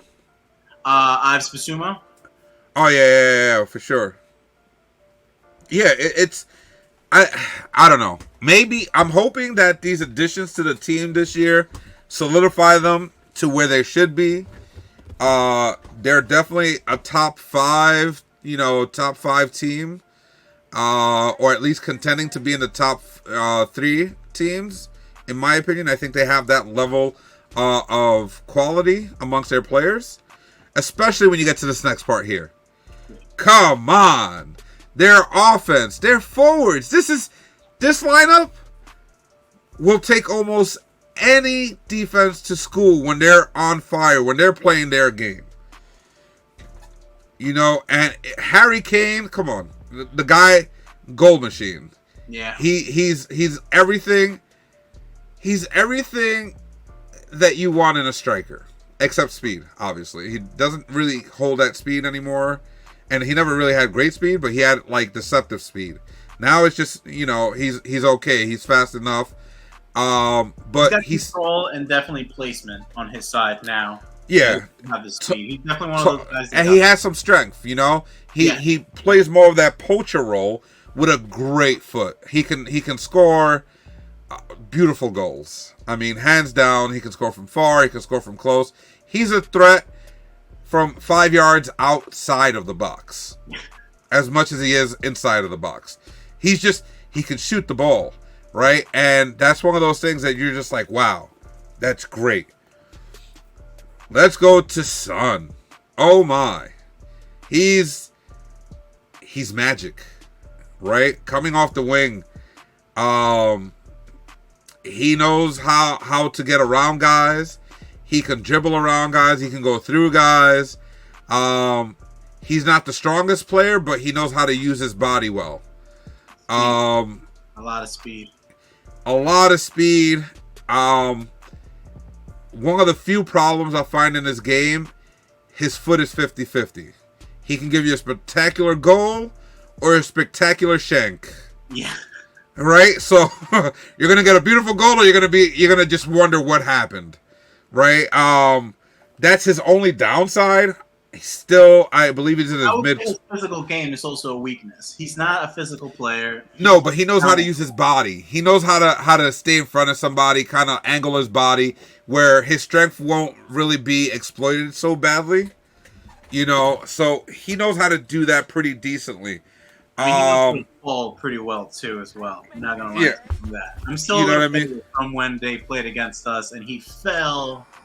Oh And then God. they qualified that Scott McTominay goal and whatever, but Yeah.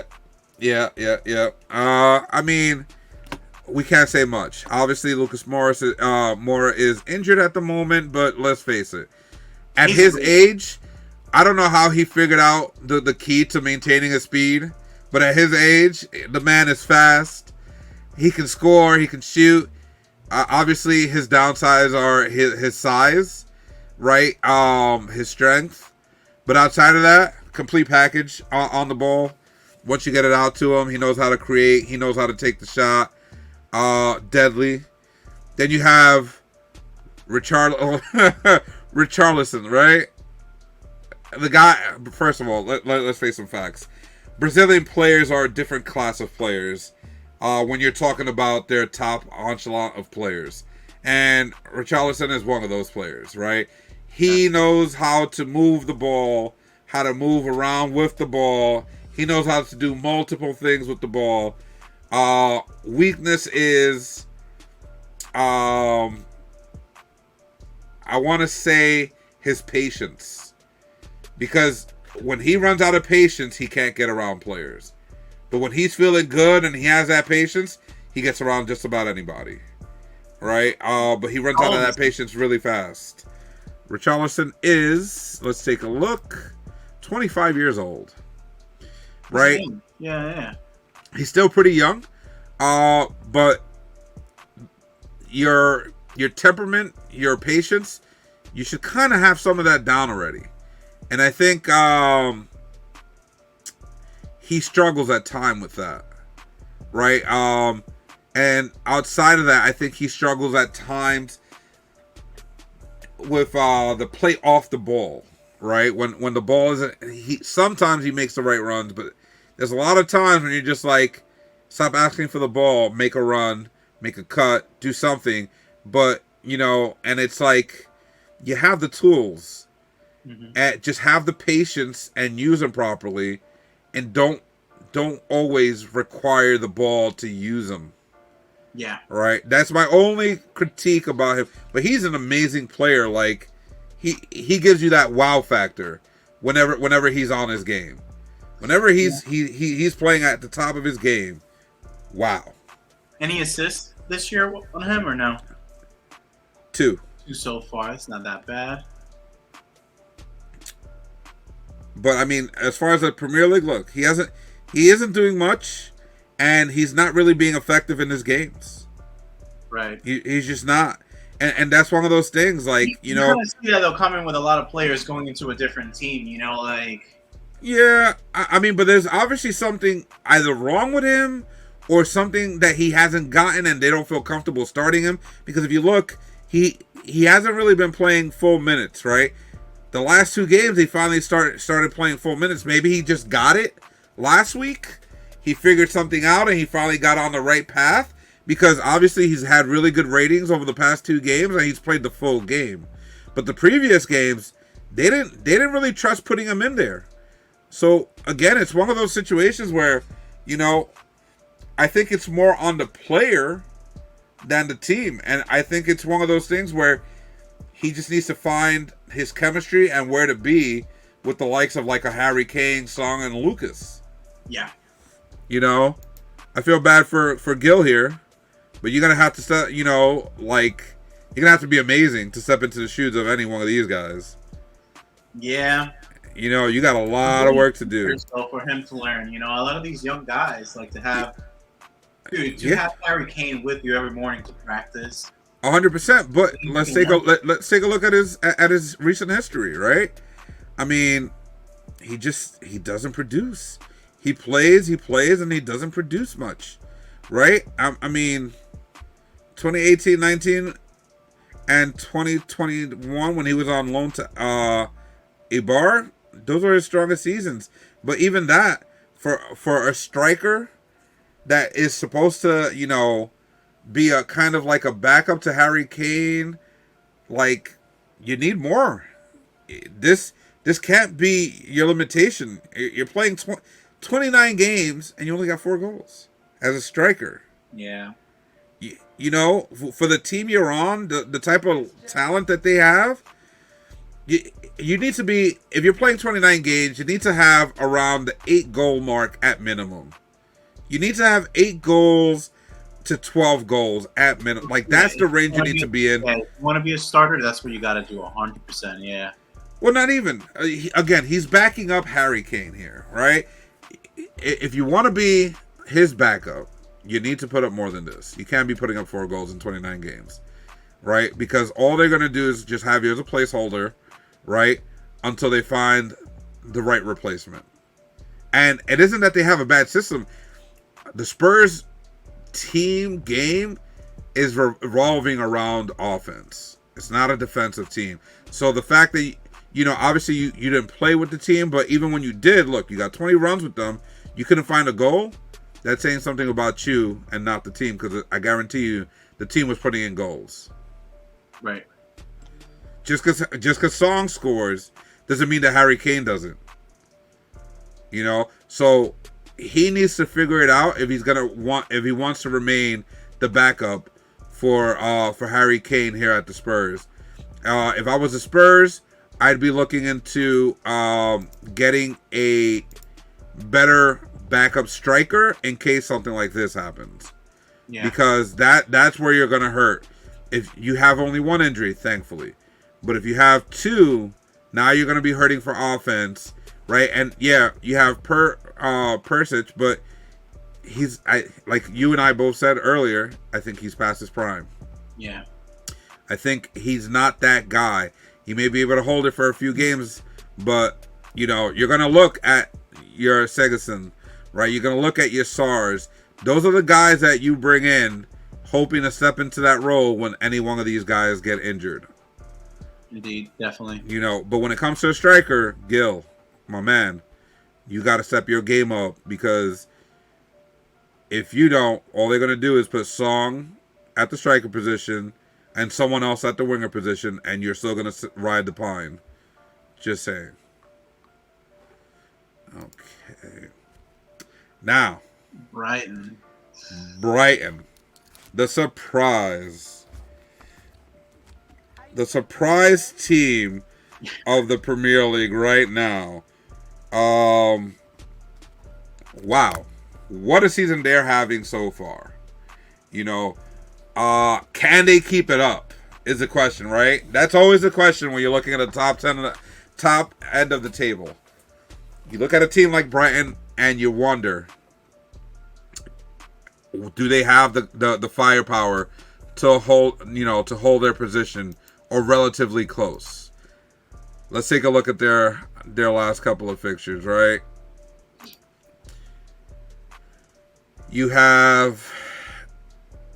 They beat Leicester. Leicester's on a super bad spiral downwards. Yeah, I think they're bottom of the table. But this right here is a little bit concerning. They lost to Fulham. Right? You look at this, you beat Leeds, you're supposed to be competitive, but this one concerns me. You lost to Fulham. Now, Fulham does have a solid squad, but you're in the top 5. You're supposed to be beating that team. Then you look at who they've beaten since the beginning of the season. They beat Manchester United 2-1. Right? Manchester was in shambles. New coach, a bunch of new players. You took advantage of the situation. You got your win. Good. Newcastle, they surprise people. They have some offensive threat, but they're definitely in a rebuilding situation. But you should have beaten them if you want to stay in the top 5. You should have had this win. West Ham, again, another one of those teams that's spiraling down and out of control. Forest Green, this is a cup thing. It doesn't really count. But, I mean, you're in a really good place where the calendar has given you favor at playing teams that you should be beating. Outside of Manchester United was always a gamble because they can show up and be really good, or they can show up and be really bad, as they were. Um, so it's one of those things where I hope you're ready for when the harder teams come into play, Brighton. Right? Let's take a look at their squad. Coach Andrew Crofts. Now he's a new coach though, because Graham Potter just got hired by Chelsea. That's one of the things that not to talk too much on the coaches, but like that's the thing that I'm not sure how easily this team is going to get past, losing the main man like that. Yeah, he's really been the reason why they've stayed in the Prem the last 5 seasons or so. He's definitely built this team really well, really developed some of those players, has done really well. I don't think this is the first time that I've seen Brighton in the top 5 at the beginning of the season. I think they snuck in there close to relatively early into the top 6 last season, but obviously it was out of their reach. They just couldn't hold on to it. But I mean, defensively they're all right. They brought in Dunk this season, who played for the Wolves last season. Their defense is not anything that will wow you. Nothing ridiculously like, oh my god, but they know how to work together, right? And I think I've said this previously. When you have a defense that can communicate and work together, it's one of those things that you're like, oh my god, like they're tough to get around. Communication is key for defense when it comes to soccer or to football, however you may want to refer to it as, right? Nationality wise, obviously I'm happy to have an Ecuadorian on the team. Let's go. Appreciative of Ecuadorians starting to make more of a presence in Europe, as well as other South American countries.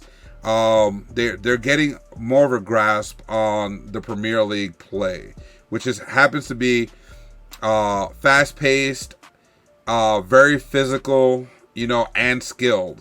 A lot of leagues don't offer this type of competition. At any rate, I think that as South Americans, begin to understand the game that's played here in England,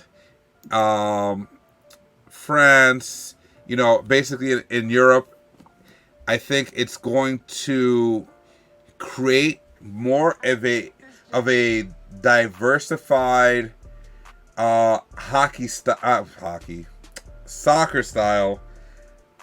Diversified soccer style across the two countries, basically between Europe and South America. And then once you get into the World Cup, they're going to start adapting different things from each other, and obviously that's huge, because a lot of times you have a very finesse type game coming out of Europe, and a very gritty game coming from South Americans. And now that they're meshing more, it's one of those things that I think both sides are going to really learn, and it's only going to make competition levels so much higher. I mean, that's the whole point of all of this. I think to start having international players, definitely to just make the whole sport better in general, more exciting. Yep. I mean, it wasn't that long ago when most English teams were full of just English players and had just a few outside players, from like maybe South American, 1 or 2 from South America, and then a few other European countries. But you have to do more with laws that they had back in the day. I think it was like a two non-English player rule or something like that they have to have back in the early 90s and stuff. So yeah, so as it begins to diversify, it's only going to increase the level of competition. I mean, you look at the midfield here. That's the thing about this team, man. If you really look at it, there's really nothing to brag about with them. They're just a solid team. It's a really great thing what Graham Potter has done with them.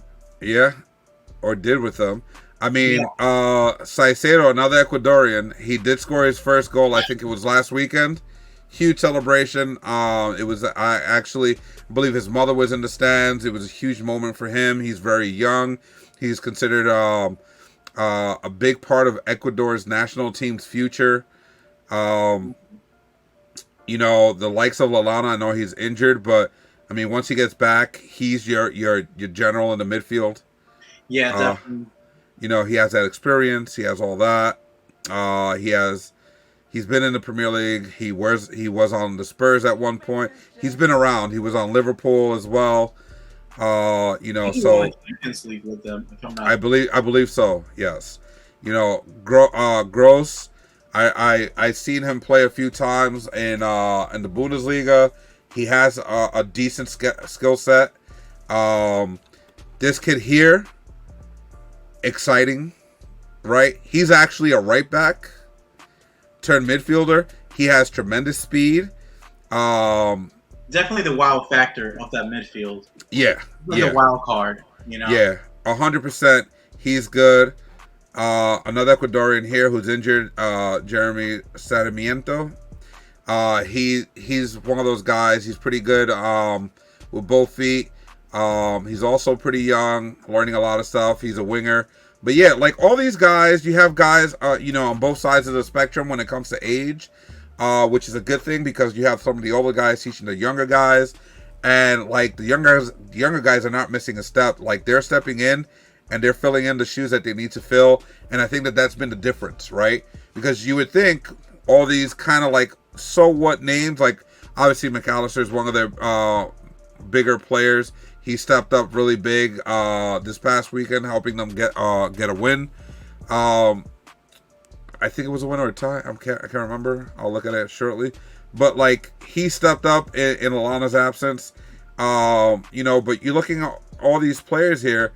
Yeah, nobody that's gonna wow you. It's just good team play. And sometimes team chemistry and a plan will be a team that might be full of all-stars that may not have a plan and may have okay chemistry. I mean, that's how Leicester did it in 2016, man. They won the league. Exactly. One more thing about the midfield. I do hope that Billy Gilmore gets to solidify himself in the team a little bit more. I know he just left Chelsea looking for more gameplay, more game time.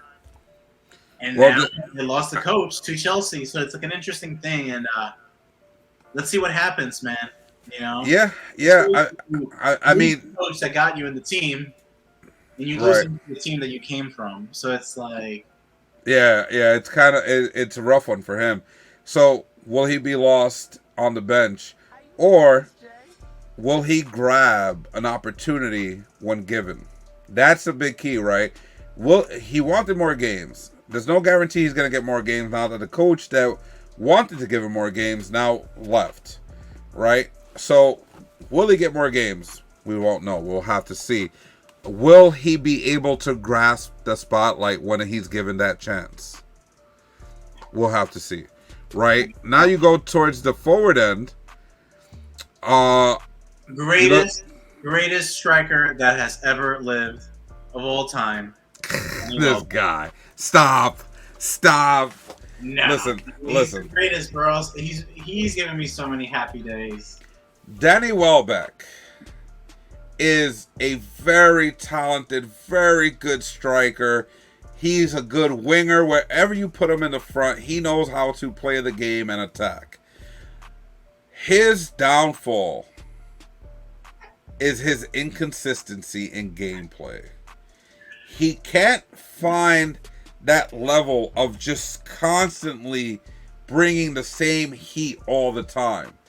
And that's one of the reasons he was let go from bigger teams, bigger clubs. He played for Manchester United for much. I think he went to their academy. Then he went to Arsenal. He had a splash there. It was nice. But then the inconsistency started happening. He found a nice home here. Will he be able to maintain that consistency? That's the big question. Right? You're back on the big stage. You're back at the Premier League. Like, you're on their stage. You're in the Premier League stage. It's not just that you're in the Premier League. He's been in the Premier League. But now you're back on the bigger stage. You're on the top end of the table, can Welbeck really hold his own with the big boys? Right? That's definitely the question. But You know, as far as like some of the other guys here. and that goal against Everton back Oh, in 2012. oh, I mean, come on. That's just legendary for us, right? No? But you look at Trossard, which is funny. Before he came to this team, I believe it was a year ago, a season or two ago, he was playing in the Bundesliga, and I remember seeing him play, and I was like, he was on an okay team or whatnot, but I saw his play, and there was something electric about him, and I said that guy needs to be in the Premier League. That guy needs to bring that over here, and I am so glad that he's able to show his stuff in the Premier League, because he's a uniquely talented player. He has foot skill. He isn't the fastest, but he knows how to use his speed the right way. He'll dummy somebody if it's a one-on-one. He can dummy somebody, which is really nice, you know. And his passing ability is up there. It's a top-rated passing ability. He can score too if you need him to. You know, he's a very, very good player. I like him. He's exciting to me. Yeah. You know, as far as the other guys here as their attackers, it's all about filling in when you can and doing the right thing and making sure that there isn't a beat missed. Yeah, I would definitely say that they're also on the. They're not so strong on the attack end this season. I know who was their big player that they had last year? I think it's somebody who retired, wasn't it? It was somebody who was much older. I'm not too sure. I forgot his name, dude, but I know he was like a big. Hold on. Let me see if I can remember. Do they have the ins and outs here? Let's see. News, transfers. Here we go. Let's see.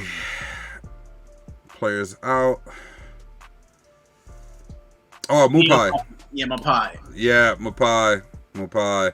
He was a big part of that team, doing very well the last few seasons. Yeah. Marco Corella. How could I forget about him? He did like an amazing job too, as well. Yep. And wasn't Puma from this team too, as well? So. Yeah, I mean they've had even Duffy, who's on Fulham now. We spoke about Duffy. Yep. Right. They lost a lot of great players, man. Yeah. I mean, you look at the list here. There's some guys that you look like, why would you give them up? You know, especially those two. Maupay was like their big goal scorer. Cresella came out. How do you say it? Cucurella. Jesus. Cucurella. Jesus. Okay. So we're looking for Dalmatians. Got it. How you call it? He got on. He came on the scene. He made a splash. He was really good. He was something exciting, and he went to Chelsea. I think he's gonna definitely have his chance this season. Now that did Alfonso go to Barcelona? I believe he did, right? I think it was Christensen. Oh yeah, Christensen definitely went, but I think they were in talks of getting Alfonso for Aubameyang in that whole fiasco. Maybe. I think I'll check on them later, but I believe that that's what happened. But with those players leaving Chelsea, I think he's going to get a nice opportunity. But yeah, I mean, for this team to still be putting up the numbers that they're putting up, you know, as far as like wins, the offense that they've put up without their main goal scorer, because Maupay was their guy for quite some time. He was their guy. You know, he scored. He gave a lot of assists. Yeah, he was definitely, I would say, their main man. You know, so even after losing that, now you're playing even better. That makes you wonder, was he hindering them more than he was helping them, no matter how many points he put up? Yeah. Or was it all just in the coach? That as well. You know? Definitely, this is one of those things that time will only tell with Brighton. Yeah. I mean, they've done a wonderful job so far. Again, let's see. I mean, they've beaten teams that they have to beat. All right, that's the whole thing. Nothing spectacular. It's once you start getting into the heart of it. Let's see when their official first difficult game is going to be. Okay, they have a tough one on October 8th, Saturday. They're going to be playing Tottenham. That's going to be a tough game for them. Even Liverpool the week before.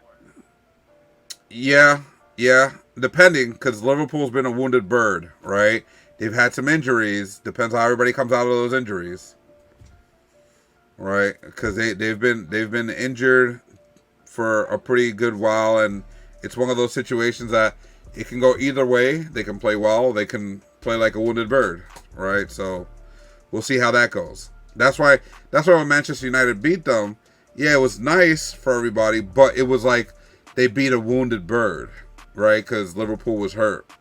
They had a lot of injuries, and they no longer have Mane. That's one of those things, So there's a lot of things different with Liverpool, and they're structurally sound, but they're filling in spots. So this one is a gamble. This one you can win or you can lose. It depends on how Liverpool shows up. So it won't really depend on them. Tottenham, they're pretty stacked, right? So this is more of a set game, unless barring some random crazy injury that takes out one or two of their bigger players. This should be more of a telltale. This one, you can't really prepare for it just because you don't know what you're going to get. Here, you kind of know what you're going to get. Right. So let's see how they prepare and see how that comes out. I think that'll be their a more telling sign of where they are. You know what I mean? So yeah, and definitely the next game too against Brentford, because Brentford's been out. They're suspect, but they can get hot and score. They can put up some points against them, man. But yeah. The reason I'm also mentioning the Brentford game as important is because whether you win or lose versus Liverpool, that next game is going to say more about the squad than anything. Right. Well, I mean, Brentford is one of those teams that they're supposed to be. Liverpool, but then you lose against Brentford.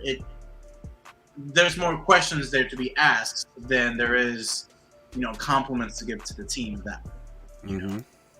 So now, our favorite team, right? The one that's here in our hearts, the one that we love, Manchester United.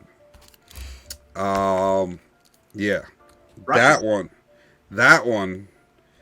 That is a tough, how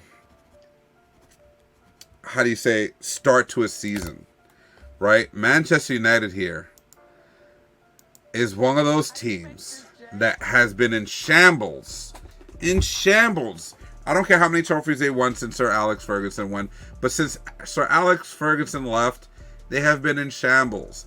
There's nobody who fits the build of what they're looking for as a coach, and hence it translates over to the players, because you start getting players for what they were, what they could be, for so many different reasons, but none of them fit what you're trying to do because you don't know what you're trying to do. Yeah. And that's the sad part about such a big club.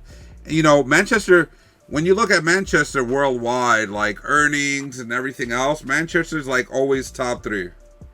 Has always been top three. And now they fall into that scenario where I think they're living off of their reputation more than their actual play, right? So I agree with you on that. I definitely would say that it's more to do really with the ownership of the team, and definitely Ed Woodward's part in running the club for so long, making it his own game rather than actually playing the game. There was no real plan to replace Sir Alex. There was no real backing of any coach that came after him. They have definitely invested, in the team. Mm-hmm. But here's the thing that I always tell everybody whenever they talk about, but they spend so much money, this and that. You don't see that in the field. No. You know, like Man City spend X amount on Ruben Diaz, and he's still in the team. We spend X amount of money on Pogba, on Lukaku, on Falcao, on Angel Di Maria, on Mm-hmm. on Sanchez, and none of them play for the team anymore. You know, like the team definitely became more of like big name signings rather than finding that gem. Yeah, I think they were trying to live up to the flash of what was Yeah. Manchester United You know, rather and we than will the not be grit. audacity to say that Manchester United doesn't need to win football games in order to maintain competition. That's like that's Yeah, an insult. You know, like yeah. no. So I Well, definitely would blame our downfall on the ownership. I mean, it trickles all the way through though, right? Because the ownership brings in the managers. The managers fail because they don't stand strong to their plan, and if they do, then they're out anyway. So either way, it's one of those situations where you have the ownership, then the management, and then you have the players, right? And the players are so lost between A and B that they end up not seeing anything. Right. You No, know, it's definitely it's a fact when it comes to them, man. That team definitely needs more direction. But I gotta say though, Alex, I am very hopeful for the future now, dude. well, I've well. enjoyed the team. Let's take a look. Let's take a look at the team, right? So they bring in Eric Ten Hag. He was the coach for Ajax, and let's face it, he did things with Ajax that nobody thought was possible. He competed against big clubs from big leagues because the Netherlands league is not considered a big league. But when they played against, the likes of English Premier League teams, French League One teams, Spanish teams, they were competitive all the They time. played it on the grid, man. Yeah, you know what I mean? So he built something special there. Now, Twice. exactly, twice. Twice, you know. And Manchester United brings him in hopes that he can build something special here. But they had a rough start. Let's take a look at their lineup here. As far as goalies, we all know this is their number one, right? David De Gea. Number one. Tom Heaton was the backup. Obviously, he's getting old. He's on the verge of retiring. He doesn't get much play. But then they bring in Dubravka. Yeah, I can never say his name. Martin Dubravka. There you go. You say that, right? They bring him in on a loan sign, right, to back up De Gea. And I mean, I feel like he was excited. He wanted the spot. Not taking anything away from Dean Henderson, but I think Dean Henderson was tired of being in De Gea's shadow. And I think that this is a different outlook for this goalie. So, when he comes in to play, I hope that he brings that level of energy and excitement of being part of such a club and what they're trying to build and work towards. So that we all know. 1, 2, 3. That's the way it's going to break down. Definitely. I actually think that they hope that Martin can actually kind of compete for that first spot with the gap, Yeah. I personally think, I know we're talking about the Premier League, but I personally think they should have given him a chance to play for the team against Real Sociedad. They should have done that for the Europa League. Again, it's one of those things where they're still on the building process, right? They're still building chemistry, so on and so forth. But now that's so exciting, to be a fan of this team at this moment, man. Exactly. So now let's take a look at their defense here, right? We'll go over some of their new additions. Malacia. That's one. Lisandro Martinez. That's another. Oh, God. Right? The additions. Okay, listen. We need to be focused, right? Because yes, they are something special, right? This kid, Malacia, is young, hungry, and he fights. He will fight, right? He has that fire to win his position, which is something that's been kind of lacking. And I think he's gonna be a very important player, man, for us, dude, and just in general for the team. Yeah, and then what can we say about Martinez? Martinez is an animal. Everybody definitely thought he was too small. They didn't think he had the skill set, and he to this point has proven himself to be one of the best center backs in the Premier League. You have that. Well, to be honest with you, man, something about that kid, dude. Anytime you see him going for the ball, there's just this like sense of urgency. Like he has to go for it. He really needs to get that ball, get it out, kick it. If he has to, like, he's willing to do anything to win the ball back. Yeah. And another thing I specifically love about him is his shithousery, dude. Oh my god, like having players on top of him, right? And then when the referee's not looking, just to like push him off. But that's important for a defender because you're playing mind games with the opposing team's attackers, Yeah. And I feel like not only does he play the game physically well, he also plays the game mentally really, really well against his opponents. Right. So now you look at some of the other guys on here, right? Maguire. Listen, Maguire had his shine. He had his moments, right? I think as a Manchester United fan, I've been saying this for a little bit now. I think that the game was speeding past him about 2 seasons after he came. It just started becoming a little far-fetched for him to compete. They brought in the likes of Varane to assist him, Lindelof to assist him. Neither one of them could assist him. And I'm happy that Hag has made the decision to bench him. Pretty much, it looks like for the long run, he's going to be sitting on the bench. He's going to come in as a substitute or maybe a replacement player, barring injuries, stuff like that. But he's not a main focal point on the defense. Varane is finally showing the Varane that we signed. He is showing he is showing his strength on the ball, his ability to pass, defend, even to be an offensive threat on headers. So he's definitely showing. And even Diogo Dalot, man, big improvements from season to season. Yeah, it's crazy. Yeah. So me personally, I'm not a fan of Dalot. I've never been a fan of Dalot. We talked about this, yeah. Yeah, I there's something about his, I don't know, his presence that it just, I feel like he feels he's too big for the moment. Like I understand. It was that way. Yeah, I understand what you mean by that. Like it should have been him the whole time, but what saves him is his offensive mindset. His offensive mindset is what gives him value because he knows how to break out, make overlay, runs, and he knows how to get the cross where it needs to be. Unfortunate for people like Wan-Bissaka, who may be a great defender, but his offense is lacking compared to Dalot's, right?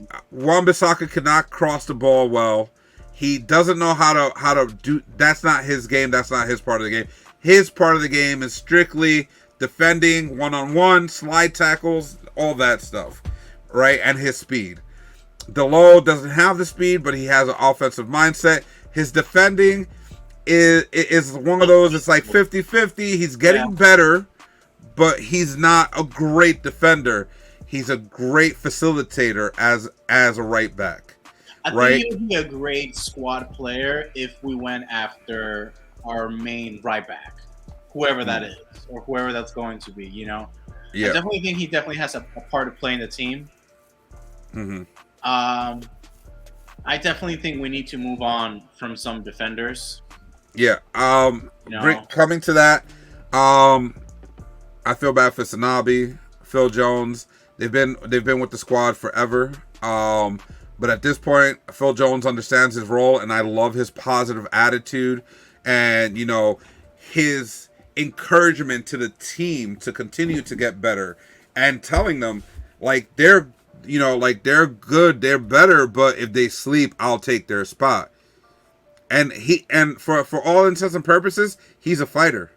Because even if you put him on there, he's gonna fight for you. Yeah. He may not be the best guy, but he's gonna give you his heart and soul every single time he's on the field. There's no question about that. He doesn't care if you kick him in the face. He's gonna be that guy. He's just been unlucky with injuries. That's really the problem with Phil Jones. Injuries definitely derailed his, career. I mean, him and De Gea are the last two players signed by Sir Alex. Yep. He's been in that team for too long, man, but I feel like it's time for him to move on. Yeah. I feel the same way about Lindelof, to be honest with you. He's been in the team for like 4 or 5 years. Hasn't been able to maintain like a first place. I want to touch on Lindelof in a second. Back to Axel, I think that he hasn't gotten the just view by any coach to this point. If he's going to get any view, Ten Hag will definitely give him the view he needs.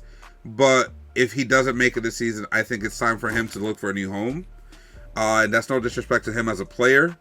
That's just the reality of the game. The level of play that's needed for a club this size, if he can't bring it, then he can't bring it. It's okay. Maybe you move on to another team and still compete at this level. Look at Johnny Evans. He did well on this team. He won a cup. He won a title with us. But he couldn't cut it when he became one of the main guys. Right. We let him go. Sanabi's been with us for a long time, and just loan after loan after loan, and it just hasn't been working out. So I hope that, with Hag, he either finds a role that he can fulfill, or that he understands that he needs to move on to maybe play somewhere else where he can actually get minutes. Yeah. Luke Shaw. And I love Axel Tuanzebe. Oh yeah. He's a good guy. I definitely agree with you. It's either make it or break it for him this season. I think he's out on that.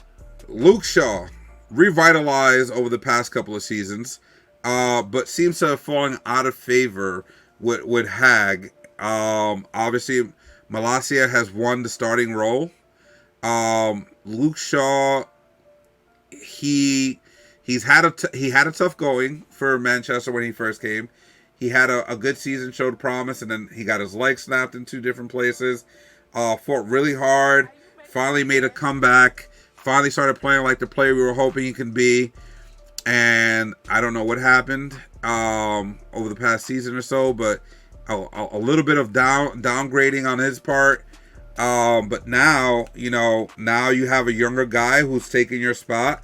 And the question is, what are you going to do about it? Right? Yeah. So there's a lot to see from Luke Shaw and what he can do and what he can facilitate. Now let's go to Lindelof. Listen, the Iceman, the guy who carried Maguire for quite some time. I'm not surprised he's sitting the bench with a sore back. Not surprised, right? But let's be honest, it's one of those situations that I think if this team were to ever switch to a 3-back team, he's a third guy. I think if we ever went to a three on the back, that would be beneficial for Maguire. I wouldn't trust him. I know he's a little bit more offensive. I wouldn't trust him as that third guy. It's too many responsibilities. I would trust Lindelof, Varane, and Martinez to be the guys. Yeah, that's even crazy. Like we can't even bring ourselves to pick Maguire to be in a different system that would be more beneficial for him. Like his game definitely needs a break, though. I definitely think that him being on the bench is a good thing for him right now. Mm-hmm. He's been under the spotlight a lot. I don't think he recovered really well from that whole incident in Greece where he got into like a fight with like a bartender or something, and he went to jail for the night. Yeah. I personally think he should have owned up to that and said, hell yeah, I kicked the shit out of that guy. That's what I want to hear from a Manchester United captain. Yeah, I think his time is over, and he needs to look for that door. He can't bring anything else to this new team the way it is. Brendan Williams, I'm very excited to see what he's got in the tank. He's been on loan for the past couple of seasons. He's played well outside. He's still very young. He's come through our academy. He can play on the left, play on the right, which He is can play both sides, which is insane, man. huge. So once he's healthy, will he be fighting for a spot? Because hands down, defending wise, he's better than Delo. I would definitely agree with you on that. And he brings the same fire as Malacia.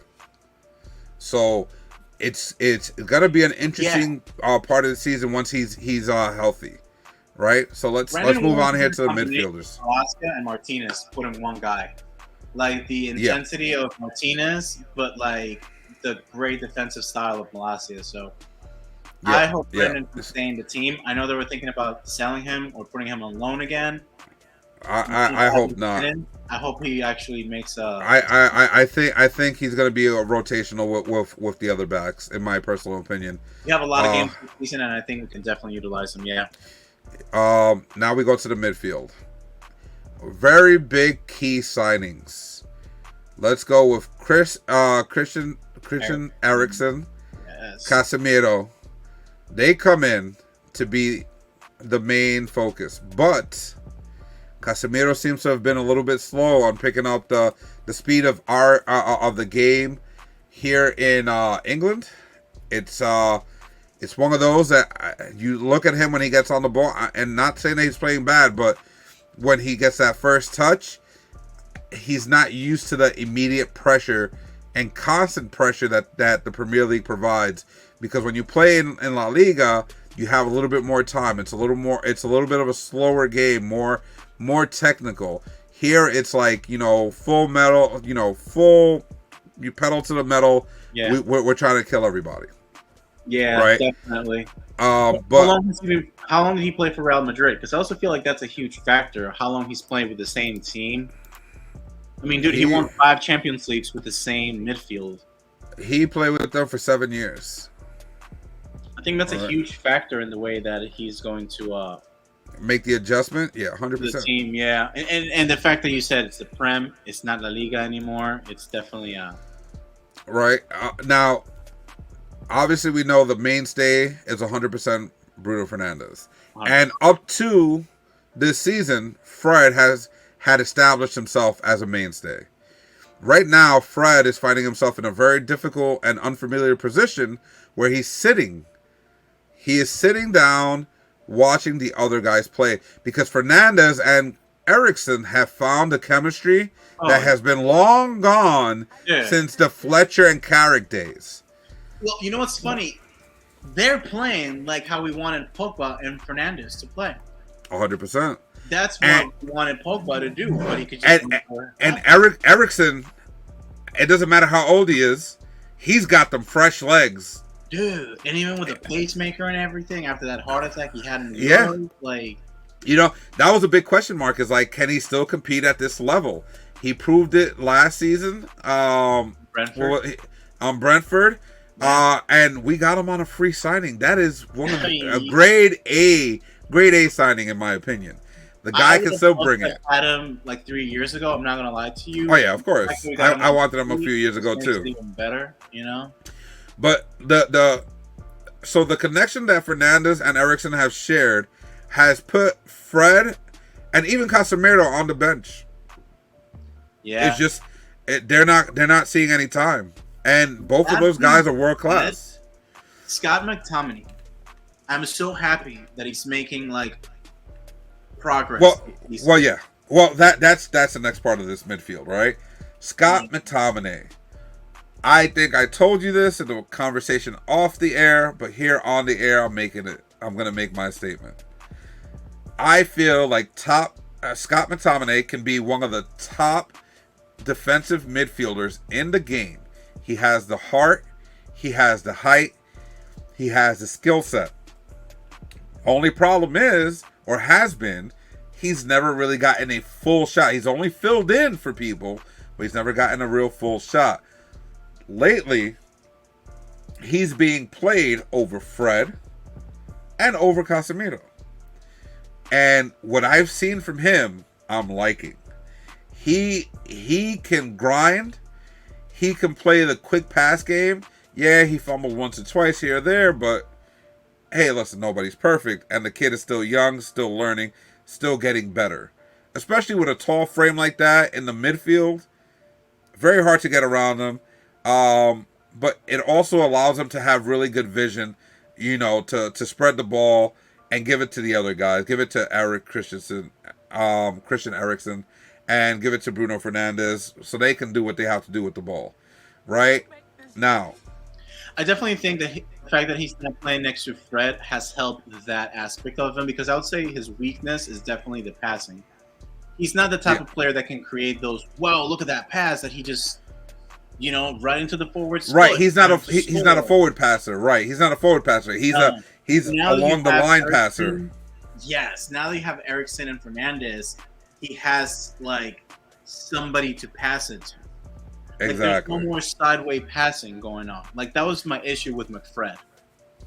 Yeah. It was just like back and forth, left to right, and it just gave so much time for the opposition to come to you.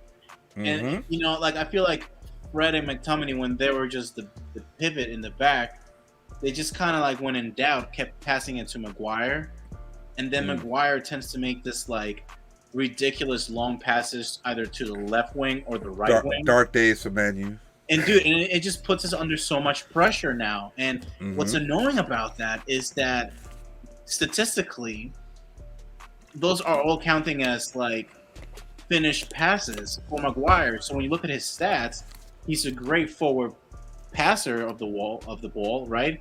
But like, those stats don't show you the quality of those passes that they're creating. So the fact now that you have somebody like Eriksen that actually, like you just mentioned a few minutes ago, is actually giving us those playmakings that we needed desperately to have. 100%. Now, a lot of people, when Hag got mentioned that he was going to be the head coach for Manchester, everybody thought that Danny Van Der Beek would be a shoo-in for a starting role.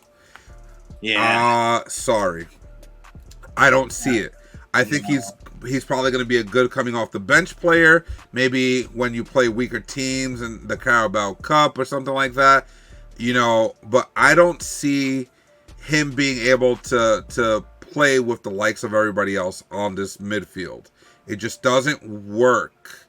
His style of play.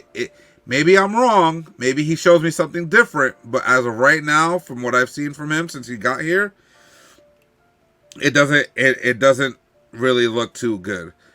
Then you look at the young kid that they got, the Uruguayan Pelistri. Right. Got to see what happens. He was on loan last season. I think he can be something different too. Something a nice little spark and put it in the right places. But we want to see what he's gained from his time on loan. Yeah, I mean, 2 years on loan in Spain definitely has to teach you something. I don't think he wowed anybody while he was out there. But then again, man, the kid was only like, 17, 19? I think he's like 20 now or something like that. Yeah. And now when it comes to Donny, I honestly, in my own opinion, I just don't think that he's cut out for the Prem. He's already had 3 coaches work with him. Ali, Ralph Ragnick. 4, actually, because he also worked with... Everton coach? Exactly. What was his name? I can't remember. Guy Lampard or something like that. Yeah. Just another English legend or something. I don't know. Yeah. But, he just didn't do it for them. Everton didn't want to buy him. They returned him back. Yeah. And now that he's back, he hasn't played a single game. Maybe he played. Well, he's injured right now. He's injured at the moment. Yeah, but even then, like, did he play any friendlies? Or no? Yeah, he did. He played 1 or 2 friendlies, but I think he picked up a knock somewhere around there. I just don't think that he's cut out for the team. I don't either. I don't think his style of play fits what we're doing here at Man U at this point. And if Eric Ten Hag hasn't played him, that for me speaks volumes. Yeah. So now let's take a look at the attackers, right? Cristiano Ronaldo, obviously legend. One of the greatest. He's the GOAT. He's the GOAT. Yeah. Right. I just think that the type of level of play that Hag wants them to play is past them on years. I love Ronaldo. Don't ever take that away from me. I love Ronaldo, and I think he's one of the best, and still think he's one of the best. in the right system. I just don't think that this system is going to eventually work out for him. Unless he changes his style of play, he's not going to fit into this Manchester United team. He requires a lot of individual play and a lot of breaking out passing, and he doesn't know how to pressure the ball properly because he's never had to. In all the teams before, right? He didn't have to pressure the ball as such, and if he ever did, it was very few in between. You know, so it looked great. He played for us, man. He was never really a defensive pressure. Yeah. No, that's why we had players like Carrick and Hargreaves. Like they were the pressers. Everybody else had to work extra hard, so Ronaldo wouldn't have to. Exactly. The way the system is run, at this point I don't see him fitting. I don't think he has the legs for it, and not because he's not in great shape. Because let's face it, he's probably in the better shape than a 20-year-old right now. Right? You know what's funny? I think he definitely can fit in the system. He definitely has the legs. He needs to get. Well, no, it's not. It's not that he doesn't want. So he's been playing for so long without having to press, without having to do all that. He has to get. If he wants to get back on the team to the point where he's starting and being effective that way, he needs to want to work hard in that aspect of the game that he hasn't worked hard in forever, right? And that's the question: can he get over himself and put in that team effort? Right? I really hope so. Yeah. All right. Then let's take a look at this trio. Wow, he's back on the team, huh? Technically, he never left the team. I don't think we can really talk about him, man. Yeah, I mean, last I saw, he was working in Burger King. No, I'm serious. Like, I felt bad. I felt real bad. There was a rumor. I don't know if it was true or not, but he was working like at a Burger King in England, because he lost his sponsors after all that stuff, whatnot. I believe it's still up in the air. They haven't really made a final decision. I mean, same thing about Mendy from Manchester City, and they're still like. Yeah, it's one of those things. It's like it's a sad situation with Mason Greenwood, and I hope they can get back to playing football as quickly as possible, because he has such a bright future. But leaving that, let's talk about the trio of Marcus Rashford, Anthony Martial, Jadon Sancho. That trio, when they have played together, it has revitalized Anthony's look on the field, Rashford's look on the field, and Jordan's finally looking like the player we signed. When they are together, it's something to see. Like, it's a beautiful game when they're out there. I don't know what it is about it, but together they have a chemistry that we've been waiting for.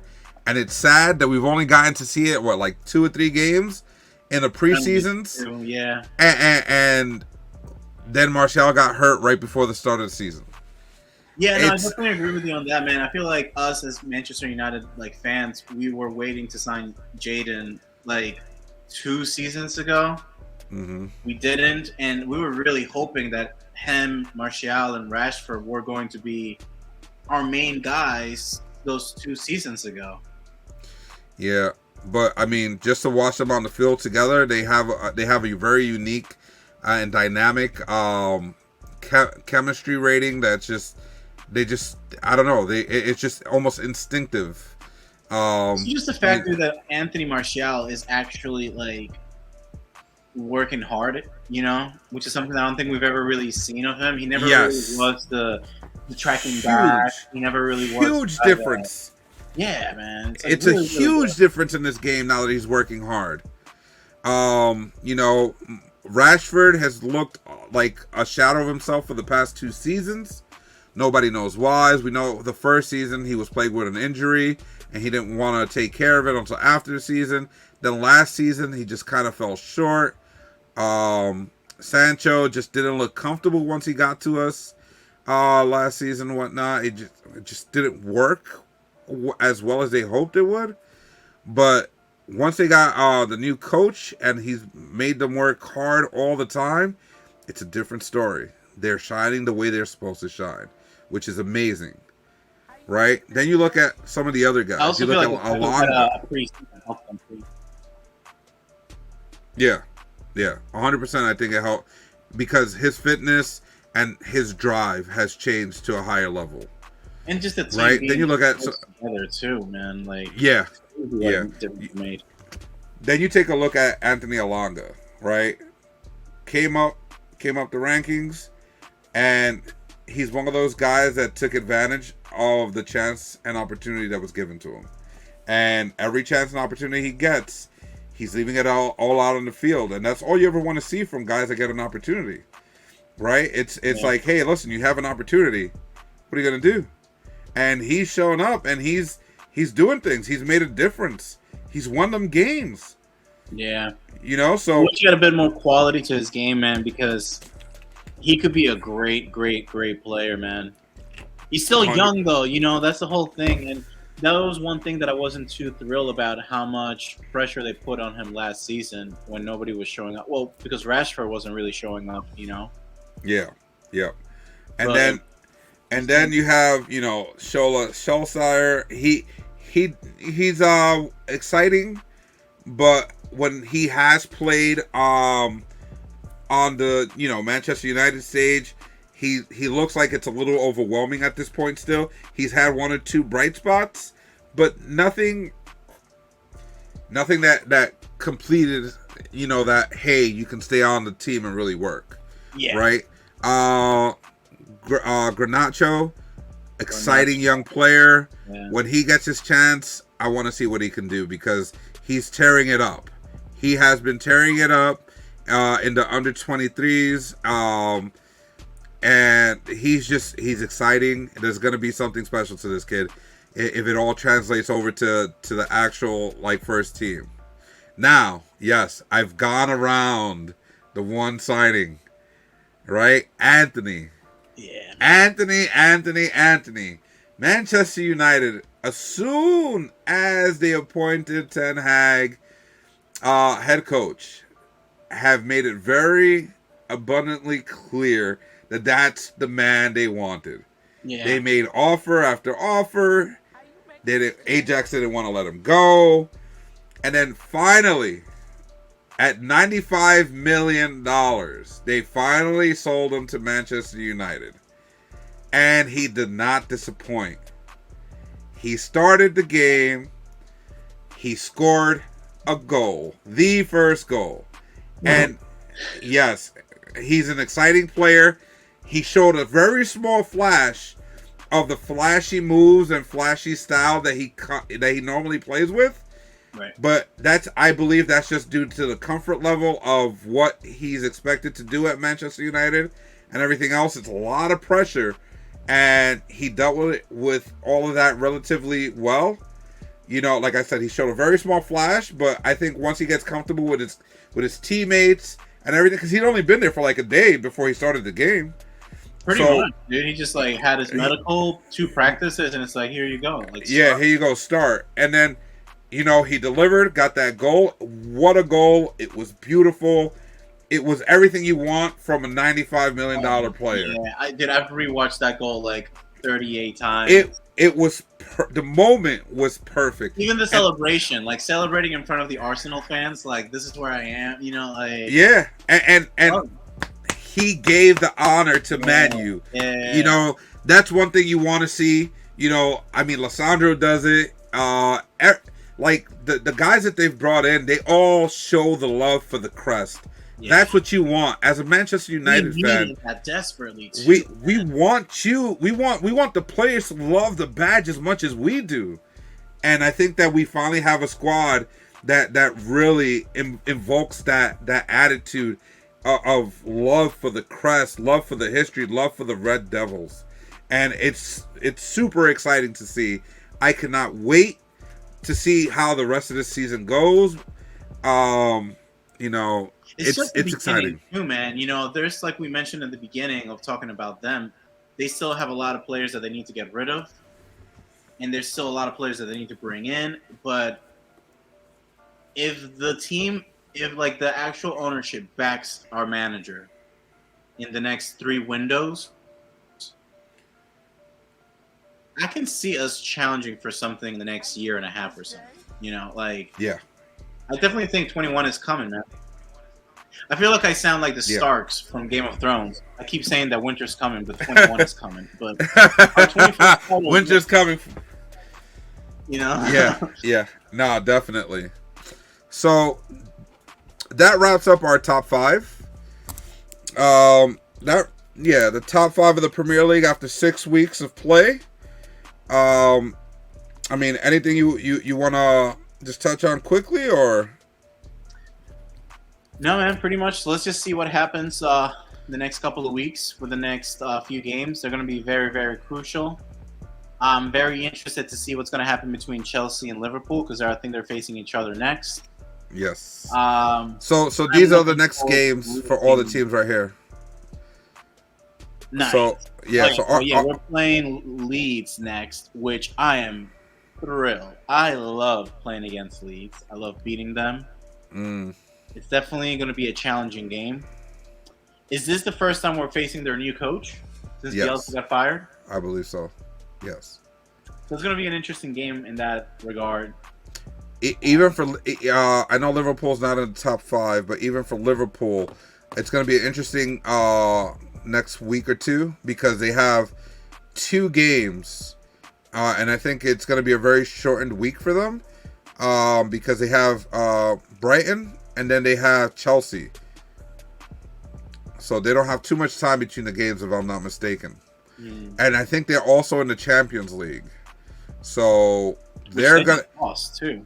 Yeah, so I think that for Liverpool, they're gonna be either further down in this list or kind of just stay where they are. They just have so many games and they're already wounded. You know, they have a lot of injuries. You know, obviously it's still kind of a little bit of a rebuild, so it's gonna be an interesting next couple of weeks. So, you know, we're gonna be taking a look at these games and updating you guys after the next week when it does happen. Like I said before, rest in peace to the Queen. You know, our condolences to the royal family. It's one of those very unique situations where we've lost something very important in this world that has been a standing icon for everyone from, I mean, as far back as you can remember. She's been a queen for like, I think like 70 something years of her life. So, I mean, yeah, you know, our condolences go out to the families and, you know, to everybody who's experiencing that loss and feels some kind of way about it. But, you know, there will be a brighter future. Yeah. And yeah. So from the locker room, I'm Fajardo 1BW. That's Ivan. And we'll see you on the next episode. Peace. 21's coming.